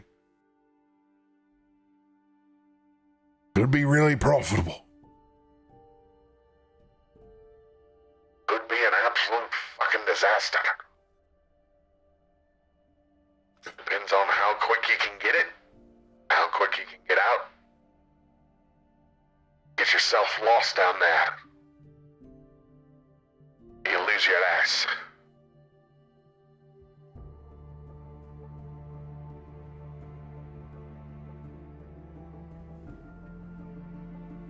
Was that a psychic voice? That's my psychic voice. Nice. Yeah. I like it. Whenever Brom sends it back, he does the radio communications over. Separate from Toff has not heard this, but as a player, is this a timed mission then? No, it's not a time mission. Okay. It's just some place where it's easy. You don't know what you're doing. Get yourself lost underground. Take too long. Burn through provisions. Ah. That's okay. We'll eat Thomas. Will we? I guess we can't. He's our only light. Eat the turkey and set me free. Thomas No, opens that his does not happen. That does not happen. Oh God. Is the void filling, or am I gonna have to go back for seconds? The void can be very filling. Void filling. Wait, what happens when you eat a bag of holding? Oh. That sounds amazing. Like if you Best just love diet ever. eating, yeah. Well, typically they can blow brilliant. up and they can suck you into interdimensional portals. In this case, very rough indigestion, my friends. Very That's rough. actually a How do you ton. pass it? Isn't that like if you throw the bag of holding into another bag of holding, it does that? Oh, Like, there's blows all open sorts the thing of to the astral plane. awful things that you can do when you're messing with interdimensional devices. Incursions, man. Eldritch hand grenades. Let's go. Yes. So, 500 gold pieces, a handful. How many That's a lot, handfuls? right? How No many cat. handfuls do you? Oh. Wait, no cat. I'm not sure I understand that phrase. That's not in character. No cap. Oh no. No Never cat. mind. No Now, cats. I will not be accepting any cats as payment. How many handfuls do you expect each of us to take back? I'll be do you honest. I don't give a shit. I just need people to procure high quality ore from Under Mountain. If one of you brings back 20, everybody else strikes out. Got 20 more pieces than I did before. I'm in a volume business over here. With all these factories burning down, shit ain't getting easier with what I do.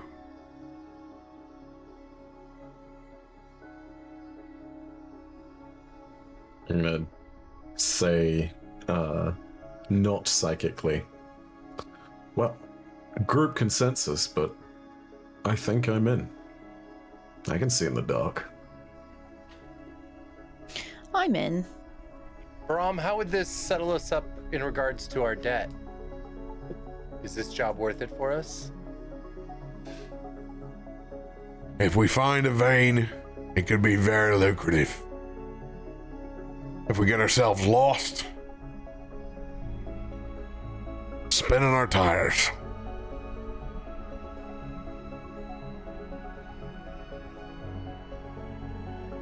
Oh, perfect. Then it sounds like we're in.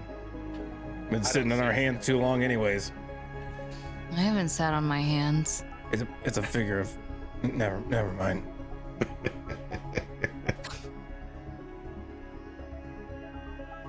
Thomas tucks his wings under him and like squats down.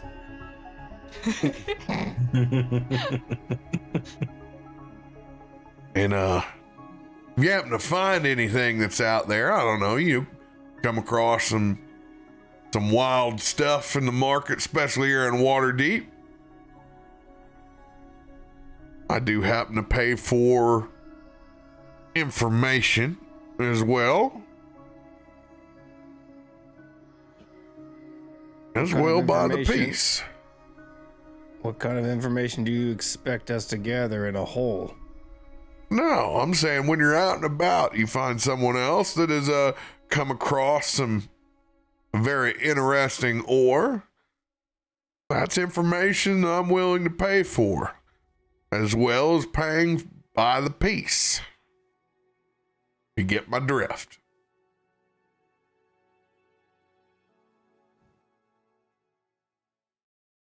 How much do you pay for information? Depends on what that information is. I'll keep it in mind. Let's just say, for example, find some folks happen to have some seafoam green, purple, crystalline ore like I showed you here. That kind of information, that'd be about 100 gold tip. But if you brought back a piece, you didn't worry about me telling about who's got it or where to find them, that's 500 gold. Get my drift.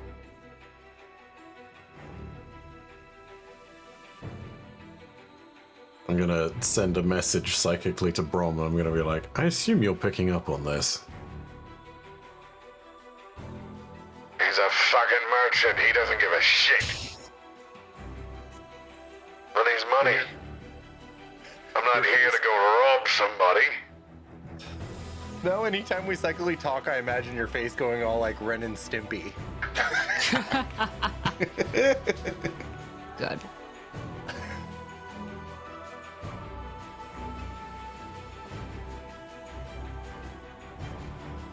I think that settles it. We're in. Yes, another adventure. And Toff's going to finally stand up and go stand by the door. Biddy's not far behind. Are you bringing the rest of the alcohol? She's like smuggled a bit of it. Just one last thing, Bill Shale. Directions. Where can we find this tavern again? Like I said, first job, happy to set you up with stay, entry passage into the Underdark. You'll be heading up to the Castle Ward, over to the Yawning Portal. Can't miss this place. You got a street nearby, or is it just that obvious? Well, it's pretty damn obvious, but it's by Rain Run Street. Noted.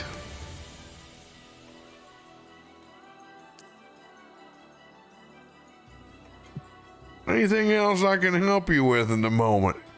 Come in a little distressed. I know a lot of people in this town. Are there any sandwiches left on this platter? Well, you know, since Xanrin over here is not eating his share, there's a couple pieces of the Reuben and the club sandwich with freshly fried bacon. Toff sprints back to that table, and you see him take the rest of it and stuff it inside his fanny pack. All the rest of it. Well, isn't somebody hungry today? Just in case.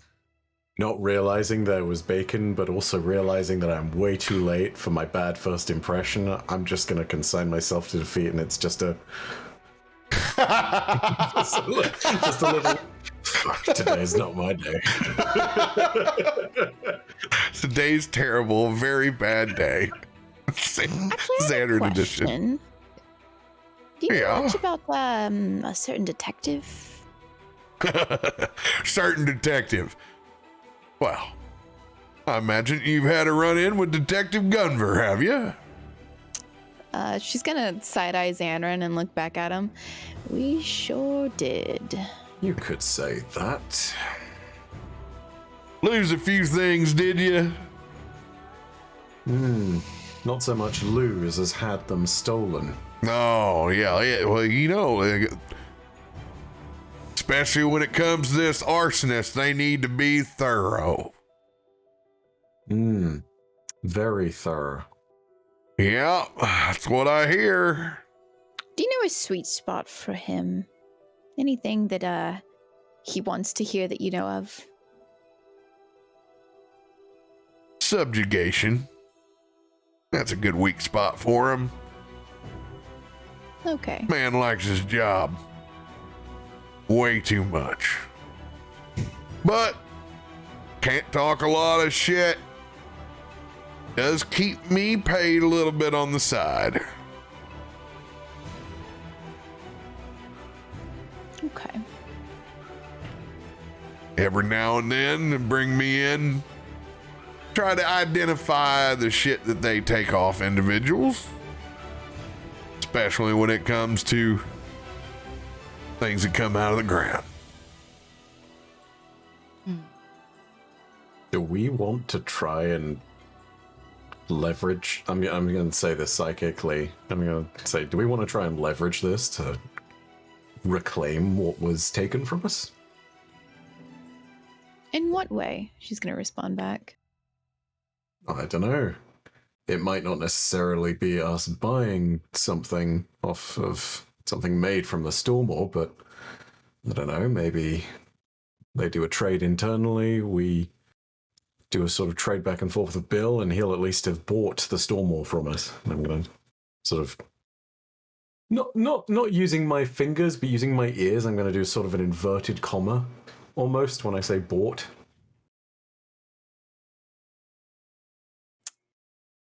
Good luck. I will wait and watch. We don't have to do it. I'm not exactly feeling. What about the rest of them? Because I can't talk directly to y'all. What are they saying? Yeah, what is everyone else saying? This is predominantly speaking. I think this is actually just this goes to Brom because Jacob. This does not concern him. He has his oar. While you're trying to home in on it. You know, you ain't said a whole lot back there as he looks over at Nelson.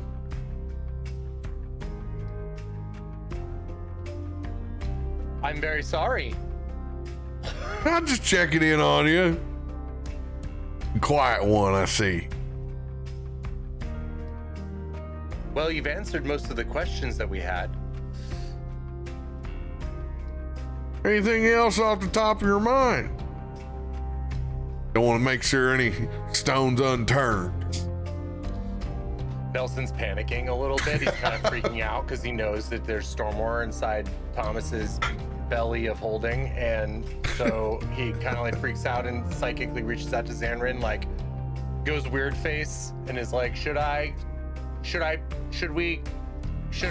Wisdom saving throw for you, Xanran, as you have multiple conversations going off at the same time.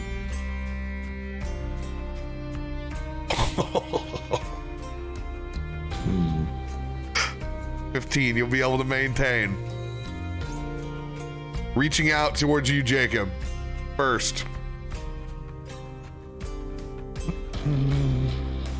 Where's the button at?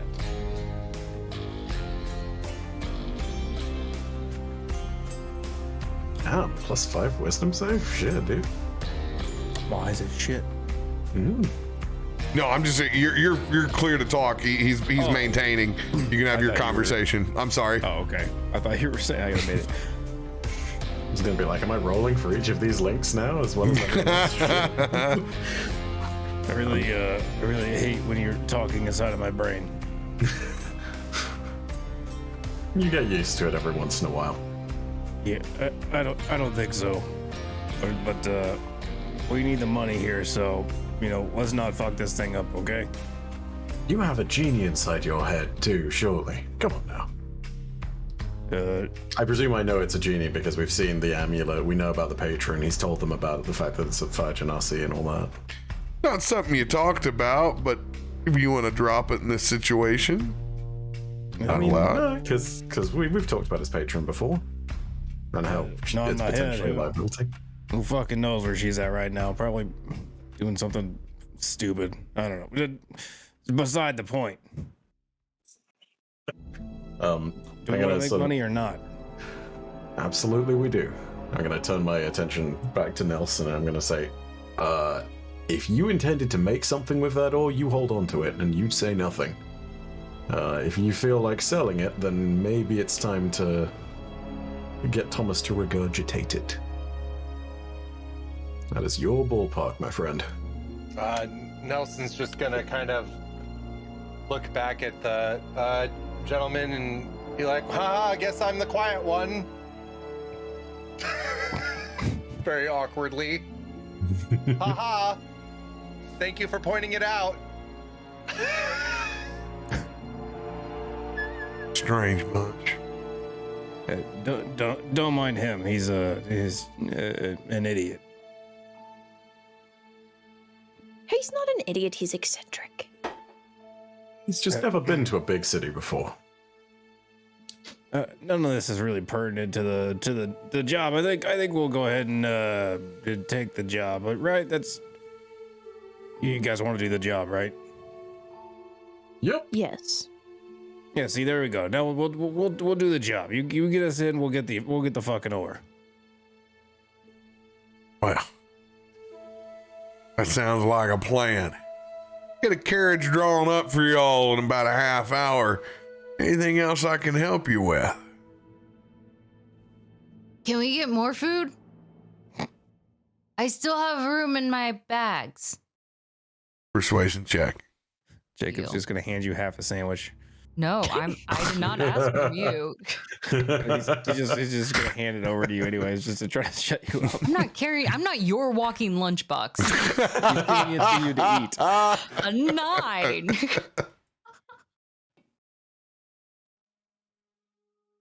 I just need like crumbs. And that way, when we go into the cave and we don't want to get lost, I can put little pieces on the ground. I got you lunch. I'm sorry. This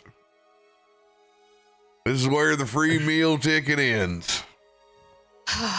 Like I said, there's no real free lunch.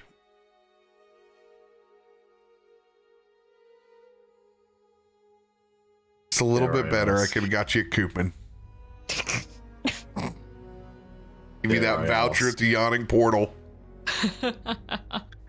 Buy one, get one. Fish and chips. Dang it. Damn it, I need to ask this. Robert, my sickle is still in my inventory. Am I going to need to stop by Detective Asshole's office before we do this? He said, come on by whenever you want to discuss it. He said he'd help expedite. I did tell him that it would be a literal declaration of war. Totally lying through my teeth at the time being. There's no such fucking thing. But I mean, out of character, he believes that because of zone that he's thrown up there. Yeah. So like, can you show me the way to the good detective's office? I have something I need to retrieve from him. Oh, it's not been the 48 hours of processing. He said he would speed it up, but Oh, I know. I need to know the directions to know where I'm getting the damn thing from, though. Oh, you need directions to the detective's office? He's got a stack of his cards right over there. Do a little bail bondsman work on the side. He sets it in front.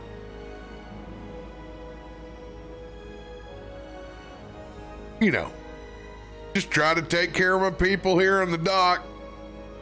Want to keep them out of trouble. keep their job. I don't suppose that dropping your name in this is going to help me expedite a few processes here? I don't think it's going to expedite whatever trouble that you got into. Good to know. The detective is just... What? The detective. I want to do an insight check. I think that he's working with the... Nelson suspects that he's working with the... Roll an insight police. check. Cool. Oh, I was on the 20. Considering that I'm also having this conversation, I think I'm also going to make this roll.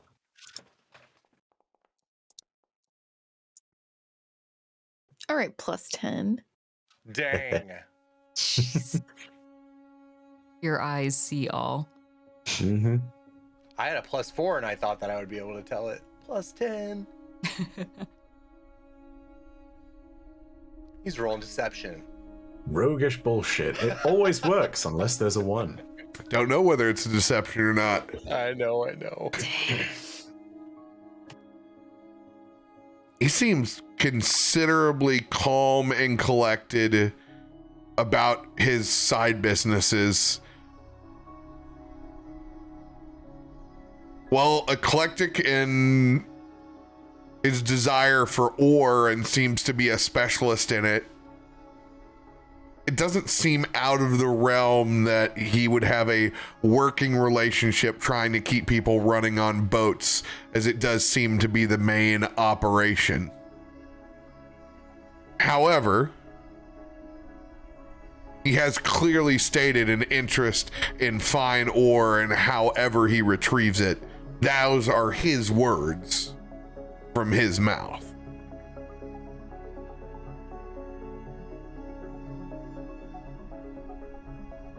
Okay, all right then.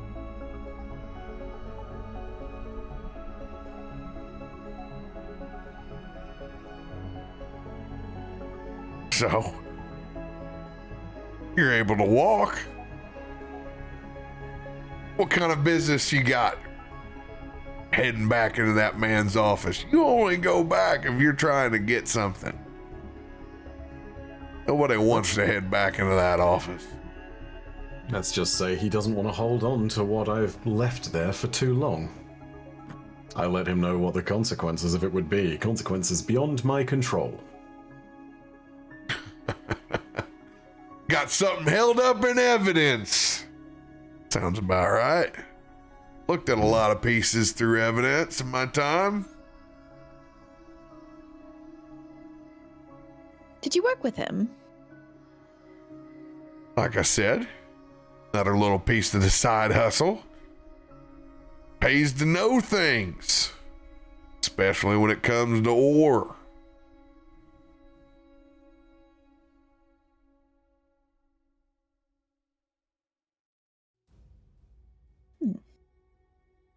I don't think I'm willing to risk the... I don't think I'm willing to risk telling him about the storm ore. We're just going to keep quiet about that.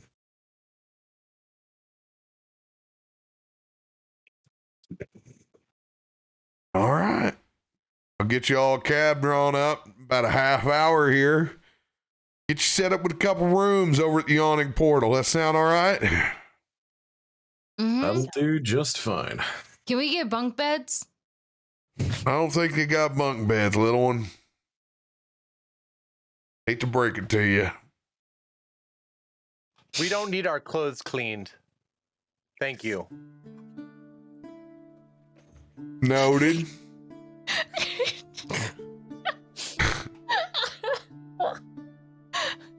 Even Brahms got a smile on his face.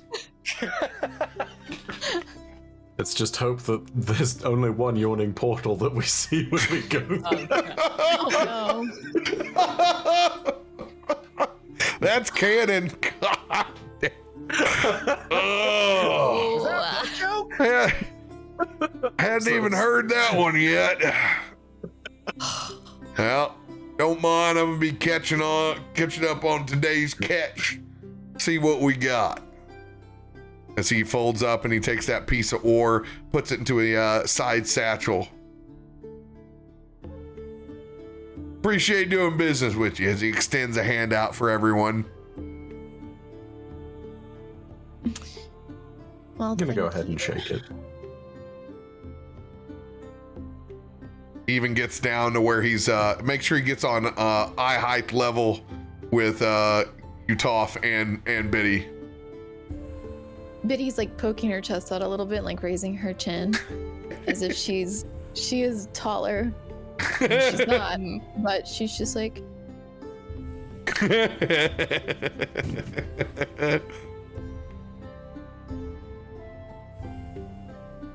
He gets up and he heads back over to the outside, and the office is very, very rudimentary. I mean, it's like a tree house built onto the docks.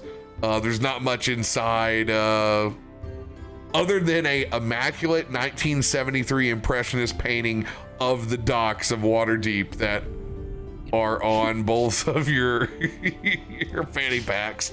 Perfect. There's one of them hanging. Everybody's got a copy in Waterdeep. Yep. It's just rite of passage.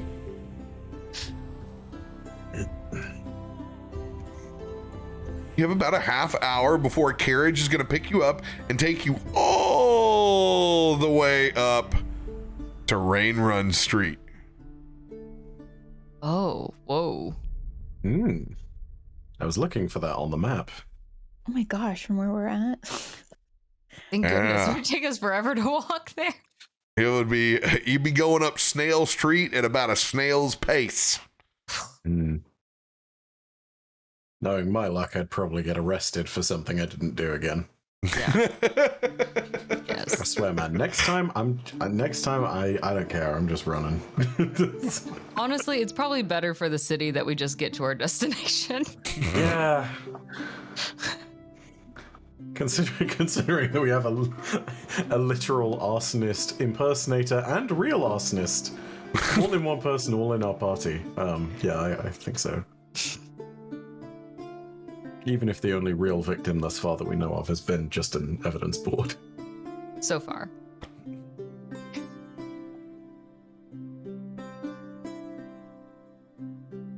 We know of. Yeah. Are we out of earshot of Bill Shale? Yeah, Bill has left his office. You were just with the remnants of the sandwiches and your party. So, Brom, I've got to ask. Undermountain, in the Underdark. Do you have any experience with that? Do you have any idea what we might be facing down there? Right now, I have a feeling that he's not telling us about the extent of the danger. Of course he's not, because it care less. Underdark's a scary place. There's a reason why my ass has stuck my head above ground. Not like the rest of the cousins that like to live down there. Mining was never meant for me. But it's hella lucrative. There's no doubt about that. Do you at least know some Underdark? A little. You know, Undercommon? Can you communicate? I can do it. I can speak enough to get myself out of a hairy situation. A lot of consonants. Sounds like hell, but it could get the job done. Biddy's not going to mention that she knows Undercommon fluently. She wants to hear him try. Well, what do you, a sample sentence. Sally went to the seashore. Oh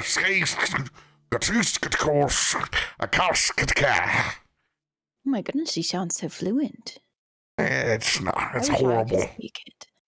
Is that sarcasm as well, aside from the fact that you're just lying there? Is he It's actually... always sarcasm. With Every week I'm just getting, I get pimped by Biddy in a different way, you know? I am not, I know. Where did you learn it? What, it's just, you pick it up from the miners, that's all. I was never sat down and was like, okay, here, you know, listen, it's just, you're growing up with a bunch of dwarves. You pick that kind of shit up. I gotta roll insight to see if I can tell if he's telling the truth about that. Nobody believes me. 100%. There's no wavering in his voice. He cuts back immediately talking about family. That's the one thing this dwarf doesn't fuck with. 100%. He's getting you a $1.05 on that. Nelson's gonna turn to Brahm and speak in perfectly fluent Undercommon. Was that last man a sorcerer? I felt he could see inside Thomas. How did he know we had ore? Biddy's gonna jolt her head at Nelson and not say anything, but just shocked, like, oh heck, he also knows it. If you speak Undercommon, you're speaking it and not in English. So you just let her eat. What did you just say? Oh, what is I don't even know what Undercommon really sounds No, like. hey. But no, I do. I mean, Nelson does know. Oh, hey, you said it. I just want to know what your phrase sounded like. That's all, man. Yeah.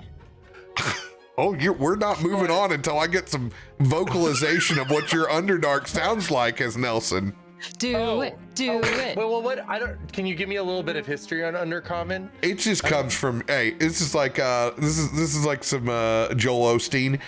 You haven't heard it before, but it comes from your heart. It's always been there. Okay. It's whatever you want it to sound like. All right. It's going to, Nelson's. Oh, man, I don't know what it sounds like. Would it sound like I'm like trying to think too much. Just in my brain. you're just overthinking it.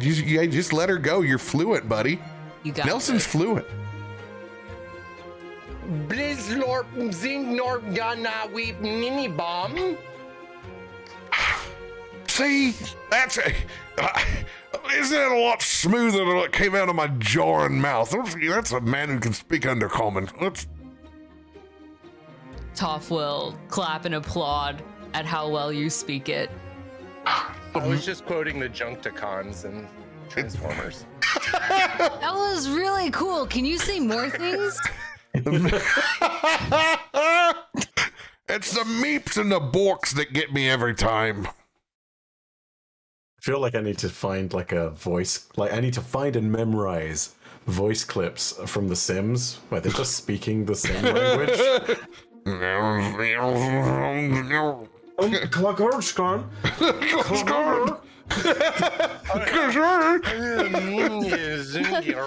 God Tigaloo. Which one? Sulab? Gadishnada. Ooh, Gadishnada. Yeah, oh yes, I remember that. That's past the leftovers. Gadishnada. Ah, Hooba Nooby. I haven't heard that since I was a little kid. Oh my god. So Look at you, a Just bunch going of to talented stand and wonder. Undercommon. Watching. Such good sim. Undercommon is now canonically Simlish. 100%. Oh. Anyway, That's perfect. Gosh, I completely lost myself there. Ooh. Out of curiosity, how many of us can speak Undercommon? It's Brom, That's for the. Diddy, and Nelson, I think. That's for everybody's individual character to share if they want to. Oh, okay. Fair enough. 'Cause it could tie to their background or something. So whoever you feel comfortable saying it, you let her eat. I mean, I can psychically communicate with anything as long as it knows at least one language. But I imagine I'm not going to be using that all the time. Sorry, I only speak Infernal. No wonder why it sounds like you're goggling all the time. Yeah, well, that and the half my mouth is missing, so yes. It is. I didn't notice. How did that happen? She says very sarcastically. Really funny. Very, very nice. Very nice. Gosh. Nelson turns to Jacob and speaks in perfect Infernal. What was that guy? Was he a sorcerer? How did he know I had ore? What was going on? Could he see inside Thomas? Speaking in tongues today. Jacob just looks over at you and just says, "Shut up! You don't know who's listening." STFU.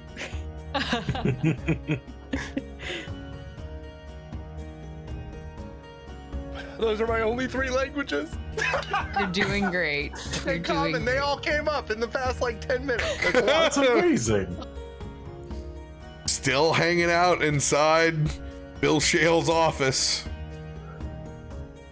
Oh, I thought we were out of earshot. No, Bill? We are out of earshot. You're out of Okay, cool. earshot of Bill, but you're still just hanging out in his very rudimentary treehouse office.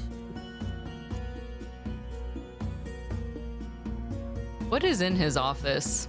Like I said, the painting, fish guts, whatever he brings in.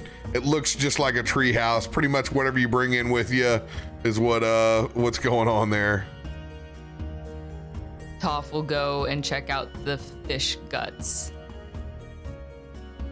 Is it like in a container, I assume, of some sort? No, it's just on the dock. It's just Oh. the minute you reach down on the dock to grab it, there's like a seagull that's like pulling it away from you. Yeah. I will fight the seagull. You Strength see contest Toff with the goal. pick up the base of this fish guts, and this seagull swoops down, and it is a tug of war against this seagull as to who will get to keep this. What is the roll? This is strength versus strength. Let's go. Deal. Oh my god. Here we go. With all his might. Yes! Wow. Toff pulls down using those strong legs and almost brings the seagull down with him, just low enough that with his right foot he just heel kicks it out into the water. Oh god. Goal hits the water. You look and there's a fish that just swallows that goal up whole. The minute it hits the top of the water, gone. Literally, you've been Discovery Channeled in 5 seconds. Toff is gonna like, cool, and walk back with his fish baits over his head. Just Did I see all of this? Yeah, anybody Yeah. can see it that wants to. You can literally, as tough as the fish guts over it, you can look down at the boardwalk underneath you. You can actually see now there's just a swarm of fish that are following underneath as it drips down. Toff will That point right? back to where the seagull got eaten. Did you guys see that? Zion's gonna shiver a little bit and just fucking water.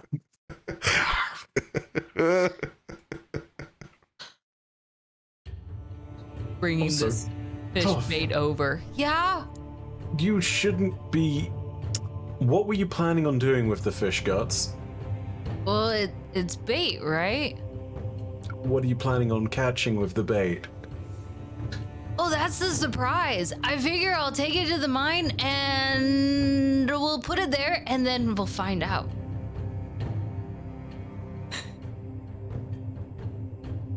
I want you all Maybe to. let Thomas hold it. Maybe let Thomas hold it for you, right? Yeah, just go put your hand in Thomas. Toff will Sometimes it'll talk to you. walk over to Nelson and hold up the fish guts. Can he eat this for me? Thomas, like dead-eye, kind of like turns its head to you, and then his mouth starts to open, but in like a really creepy, like disjointed jaw kind of like open. Oh, like, way God. too big than it should. Like goblin fish kind of shit. Like Yeah. Watching that, Toff is also going to try to open his mouth just as wide, Like finding his own Violator limitations. Just his little bunny teeth sticking out like more and more, like you start to see the gums in his mouth as he tries to mimic Thomas. And you hear the whispers come out.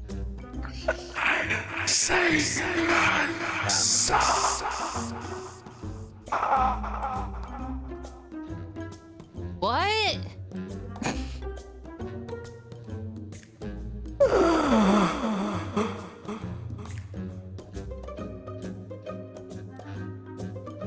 Toff, are you okay?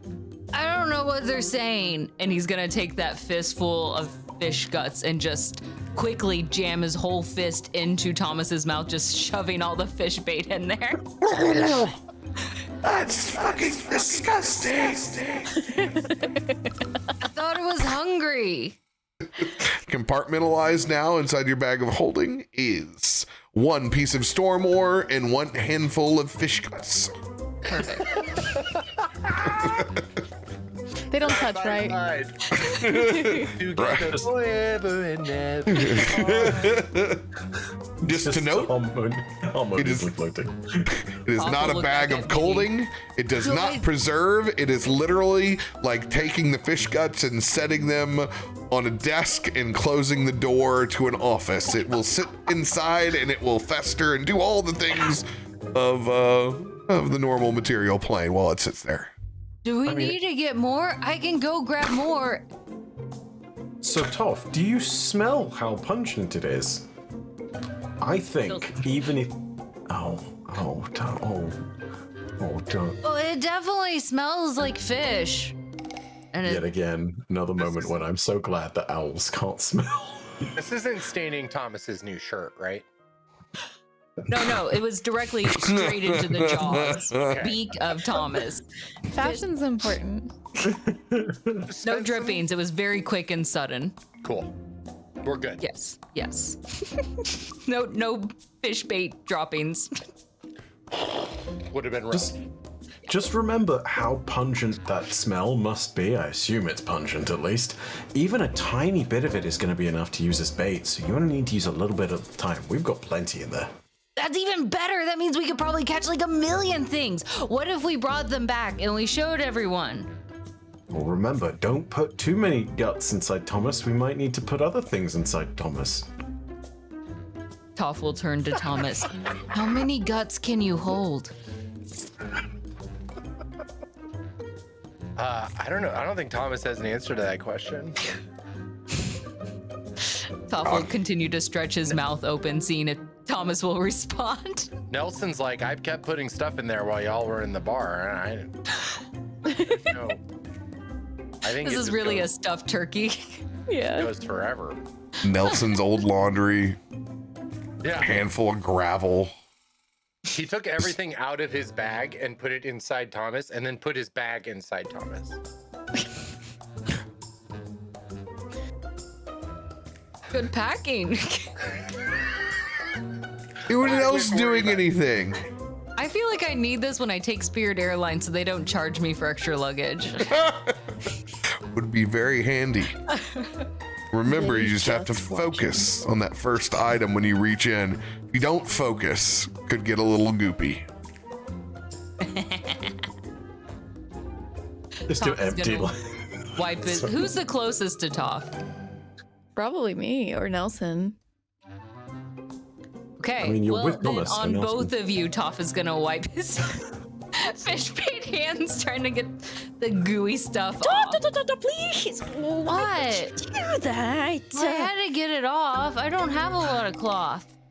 Please, it still smells weird after they cleaned it. It's clean.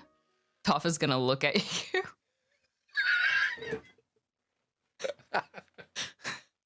Is it? Rom is gonna walk out. You don't want to become a towel too? Next time, wipe your hands on him. Oh. He's gonna go sit Okay. on the park bench at the top front and wait for the carriage. His adulting for Toff is done for the day. Fair. Fair.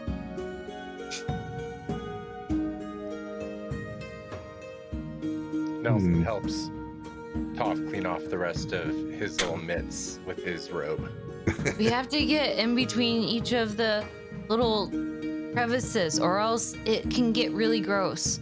He finds like a extra little fold like down by his ankle. I was like, oh, use this part. Toff happily. It's perfect. Thank you. He'll hand it back to you. I feel like there's this whole nighttime routine to a god killer that you have to sit down and you're like clean between the paws, and then like you go through the brush and the teeth, and then like tuck this little god slayer in. Kind of looking conspicuous. Yes. That's why I love cats. They're murderers, and then they have a nice bath every day. No. It's true. Yes. Carriage comes rumbling up to the front. Nice XL as well. Plenty of room for everyone.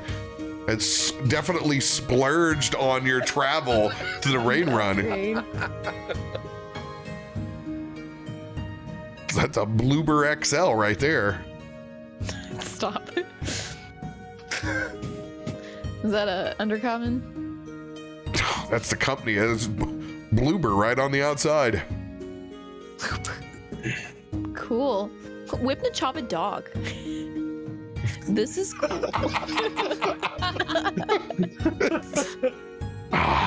Like I'm back home. Rob gets up, puts his hand on your shoulder. I haven't heard words like that in a long time. She's gonna peel his hand off of her shoulder. Well, the longer we're stuck together, the more you're going to hear.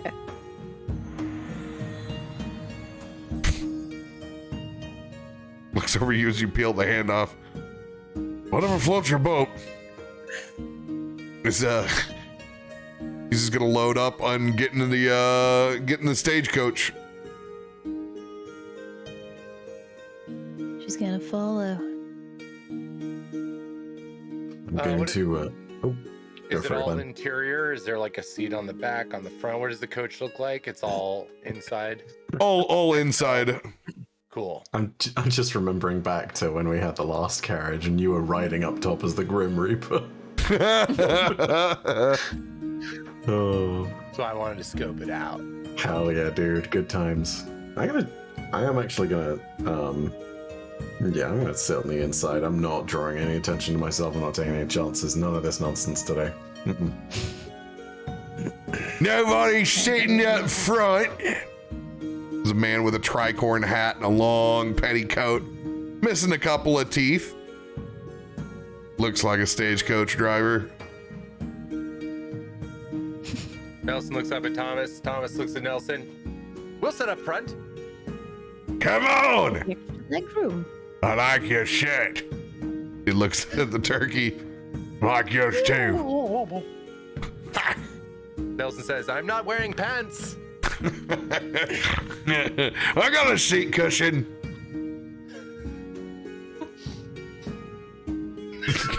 You come up and you're both. What's great? The robe that goes down to my ankles. But He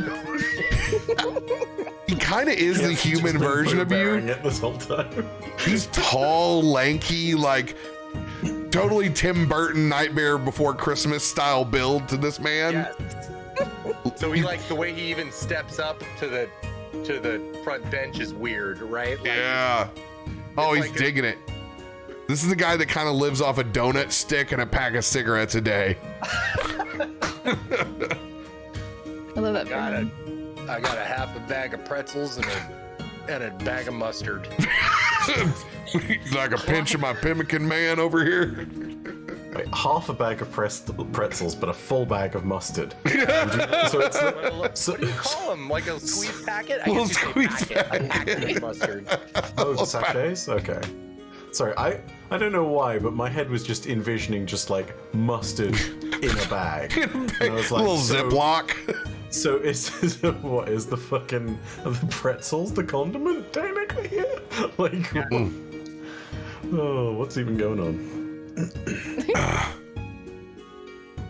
As you all load up in your Bloober XL, it's a black stagecoach.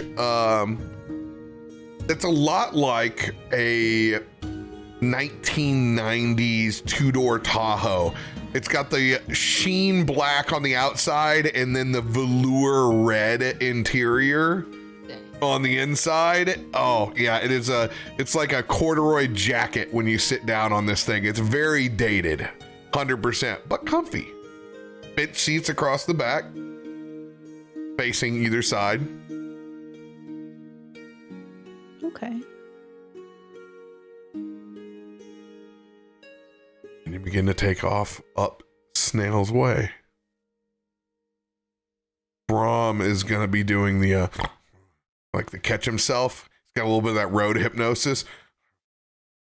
Kind of bobbing his head a little bit as you make your cadence. Anyone doing anything on the ride up? I assume Biddy would have been sitting next to Brahm, so like every time he like nods over, she just kind of like moves away, like, "Ugh, stop it." He just keeps going through the same On the process. side a little bit. Like, Ow! What do you want? What do you want? Move over, stop it. I'm not doing anything. I'm just. He burrows himself. God, you're so particular. And he burrows himself into the side like I do my seats on a plane. Like I'm just tucked over, like trying to hold myself and make myself as small as I can. Much better. And then he slowly nods off. And like a pendulum begins to kind of shift a little bit as it hits the rocks. You can kind of see like kind of goes. You get a little shoulder, another shoulder. Can I gently try and reorient Brom's swinging so that instead of side to side, it's front to back? How are you going to do this? I'm just sort of gonna, with one hand, I'm gonna sort of like steady him in the direction that he's swaying, and with the other, I'm gonna gently just tip slightly forward to sort of encourage that range of motion. Sleight of hand. You know.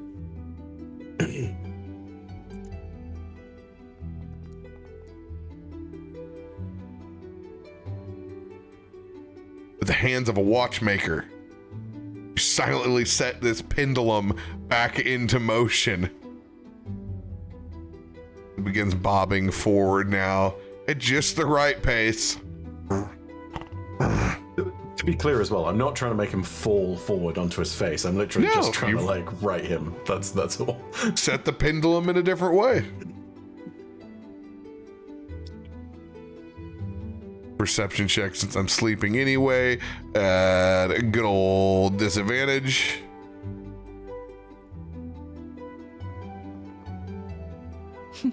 Oh man. Sound asleep. God, I wish I was that sound asleep from time to time, man.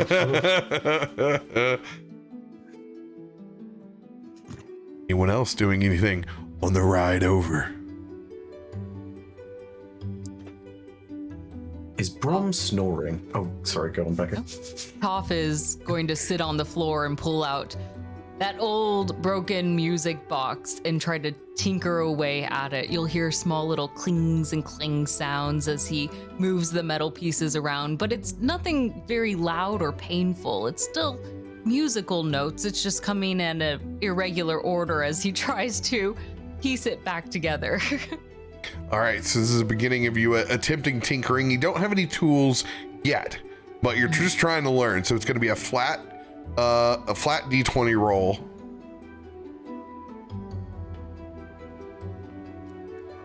$12. 12. You're starting to get the hang of it. It's not as foreign as what it was before. You start to recognize little like where bits and parts go, and it's not nearly as difficult as the first time you took it apart and it spent you a whole evening trying to put it back together again. Like, you're getting it.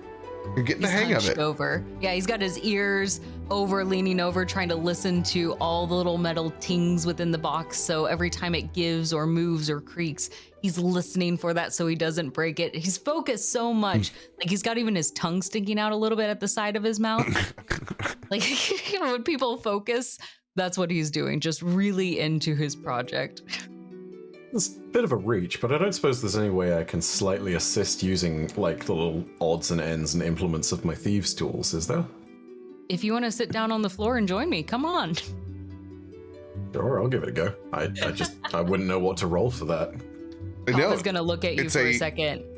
Don't break it. More. So you could be showing Toff how to use thieves tools, which will be giving essentially the help action. You let Toff roll with advantage, plus proficiency. I would do in this because you're still kind of guiding. You haven't completely given them over, like you're in the teacher mode. So I would allow that to be added onto that roll, or in this case, you could just do it yourself, and you make the roll with your thieves tools. Well, I think I'd use the help action here. I'd sort of slowly teach Toff a few bits and pieces and be like, see this here? It's very delicate, but when you use it just right, you can actually get it between these gears, hold these here for a second, and then this very delicate part here, but you can reattach it there. It's funny. It's a little bit similar to how you pick some locks here, You just have a little bit of a wiggle, and then the gear's gonna slide right back on. There you are. I heard it click. Toff. Do you want me to roll again then? I want you to roll again. Now you roll with half proficiency. Now you half your proficiency right now. We're at a +4, so it's going to be a +2. If you land a 12 or higher from your first roll, you will become half proficient with those tools. Sweet. Hey, there we go. 15. You're learning, and you're able to get to those little tiny gears that are always so difficult that you have to use one of your little toenail claws almost just to get in the right spot. But now you're able to get there with ease. Training a little thief. I'm so proud. That was way easier than I thought it would be. Thanks, Xanrin. No worries. You have lots of strength behind you, but you're also very dexterous. Very able to deal with small little bits and pieces like that. Very lucky. Have you fixed a music box before? Oh, I've fixed better things than a music box. Fixed them to open. Oh. So this is the funny part. You go up in thieves tools, not tinkering tools in this case. Exactly. Sweet. This is what's fun. They're similar, but just a little different. Cool. Mm-hmm. Cool. These it's like the thieves tools has the extra pieces that the tinkering tools don't have, that are able to get behind and attach themselves to locking mechanisms and different sorts, where the tinkers doesn't fully have. Okay. And with that, I'm gonna go ahead and I'm just gonna. Do I have a spare set of thieves tools? I don't think I do. It's just the one, right? I believe you just have one. Top, if ever there's a point at which there's a more complicated door and it's locked and I can't quite unlock it, I might hand you my tools here. And you can go ahead and give that a try instead. How about that? Oh, that would be cool. I really like puzzles. That's what they all are, just puzzles. The tricky bit is you can't see all of it. You have to do it a little bit by feel. But when you hear those right clicks and when you hear, the door start to slide open, you've got it right. Oh, okay. Well, it's a good thing I got 4 ears. Unless you need to borrow them, and then he's going to take off his rabbit ear hat and offer it to you. I am going to look at the rabbit ear hat and think, what harm could it do? Yeah, I'll borrow these. I'm going to go ahead and put the rabbit ear hat on, and I'm going to throw on an eye patch from one of the things earlier. Oh, I want to wear one too. Then we can be matching. Are you going to put it over your right eye or left eye? I'm going to put it over my left eye. Okay, I'll do my right eye, and then we'll be matching in that when we look at each other, it'll be the same. Oh. Excellent idea. hand along the I'm also gonna hand one of the hook hands and one of the little pirate flags and just see what Toff does with it. You're gonna hand those to me? Yeah, I have no idea what's going on, but I assume if Toff is going pirate, Toff would like the full get up. to go with the entire thing. I literally have not the foggiest at this point. No, with the hook, you're supposed to keep it in your hand. What if we made a hook, but instead of the hook, it had all of the little tools on there, like a little thing on your hand that went, and it had all the things. I've heard of something like that before, but you know what's even more interesting than that? I've seen one. Have you ever heard of these strange mechanical things that come along, a little bit like golems? Well, imagine a person made of metal. I've seen one with an arm that turned into a sword. Wait, were they alive? Best as I can tell, well, they didn't have a heartbeat necessarily. It's not quite the same. Toff's more like a eyes are gonna go wide just imagining this clock metal figure that you were describing. I don't know if it's at all something within this, and I don't even know how Eberron factors into this, but I'm totally describing a Warforged at this moment in time with an arm blade. So did you have to fight it? It would be something very, very foreign for 90% of folks, and would appear to be, steampunk sci-fi to them. Would be really cool to look at, but almost comic strip worthy of the kind of constructs that most would see. They would definitely not be used to like blades on the arms, but they exist 100%.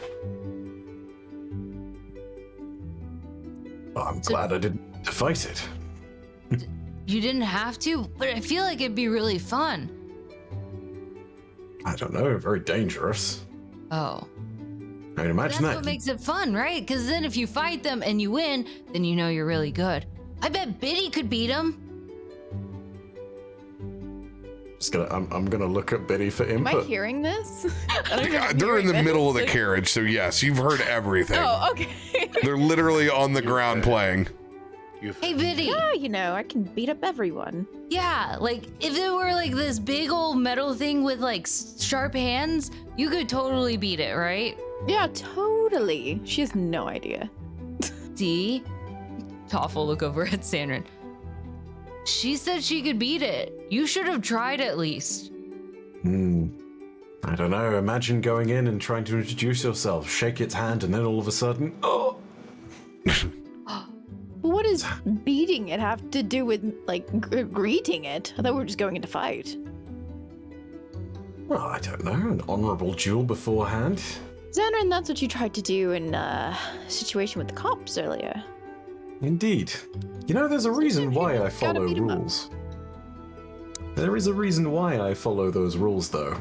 And it's actually one that might surprise you. Would you believe me if I told you that organized thieves follow rules and conducts better than most officers of the law? Yes. Not surprising at all, is it, when every officer has the whole jurisdiction of the arm of the law, and then thieves actually have to cash the checks they write with their words and their actions. And if you step into someone's territory and it's not your own, all of a sudden, you have all sorts of debts to pay, and so everybody respects the lines that are drawn in the sand. Bullshit. You have something to add? No, he's asleep. It's just subconsciously. I don't want the banana pudding.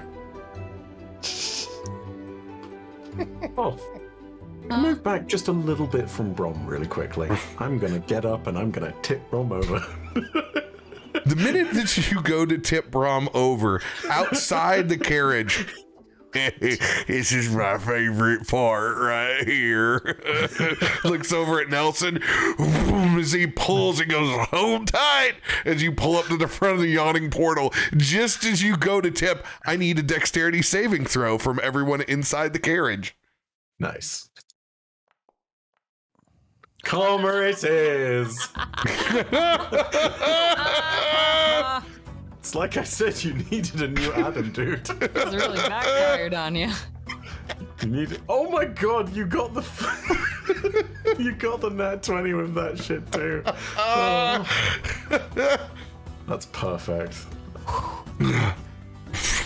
as you go to put your hand on the back of Brahm to tip him over. It actually reverses. He goes, and it just, you get yeeted as he puts both hands up, and it, you fly over and actually bust out the side, go tumbling and rolling,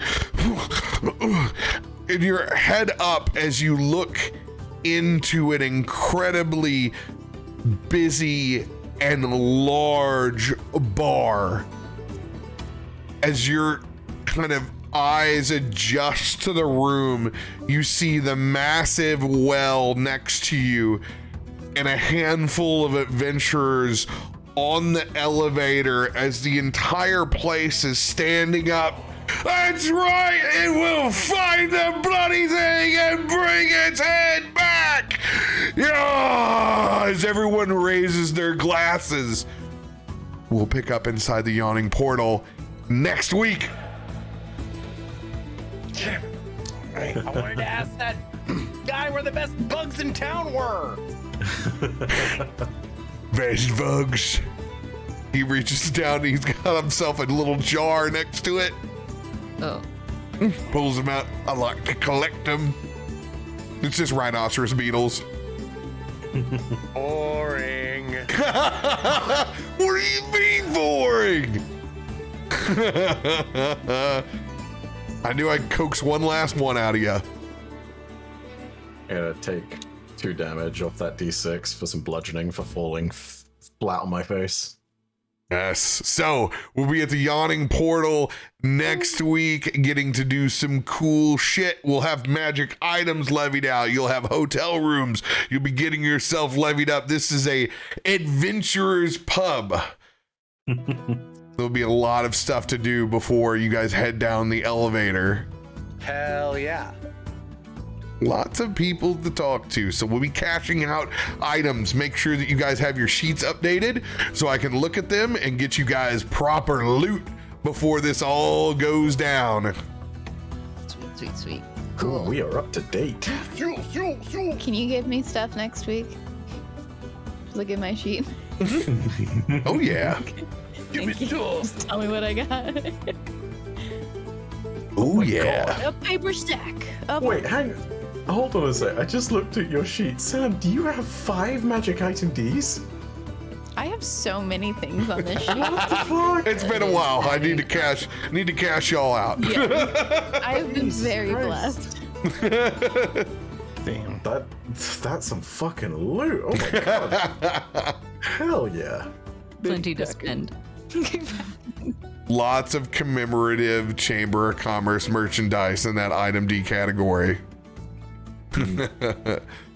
Thank you for the Master Chef's Feast. That'll be it for us. No after show for this. You want to catch it next week. I promise you that. Love you all. You guys take care of yourselves. More D&D in about an hour. Love y'all.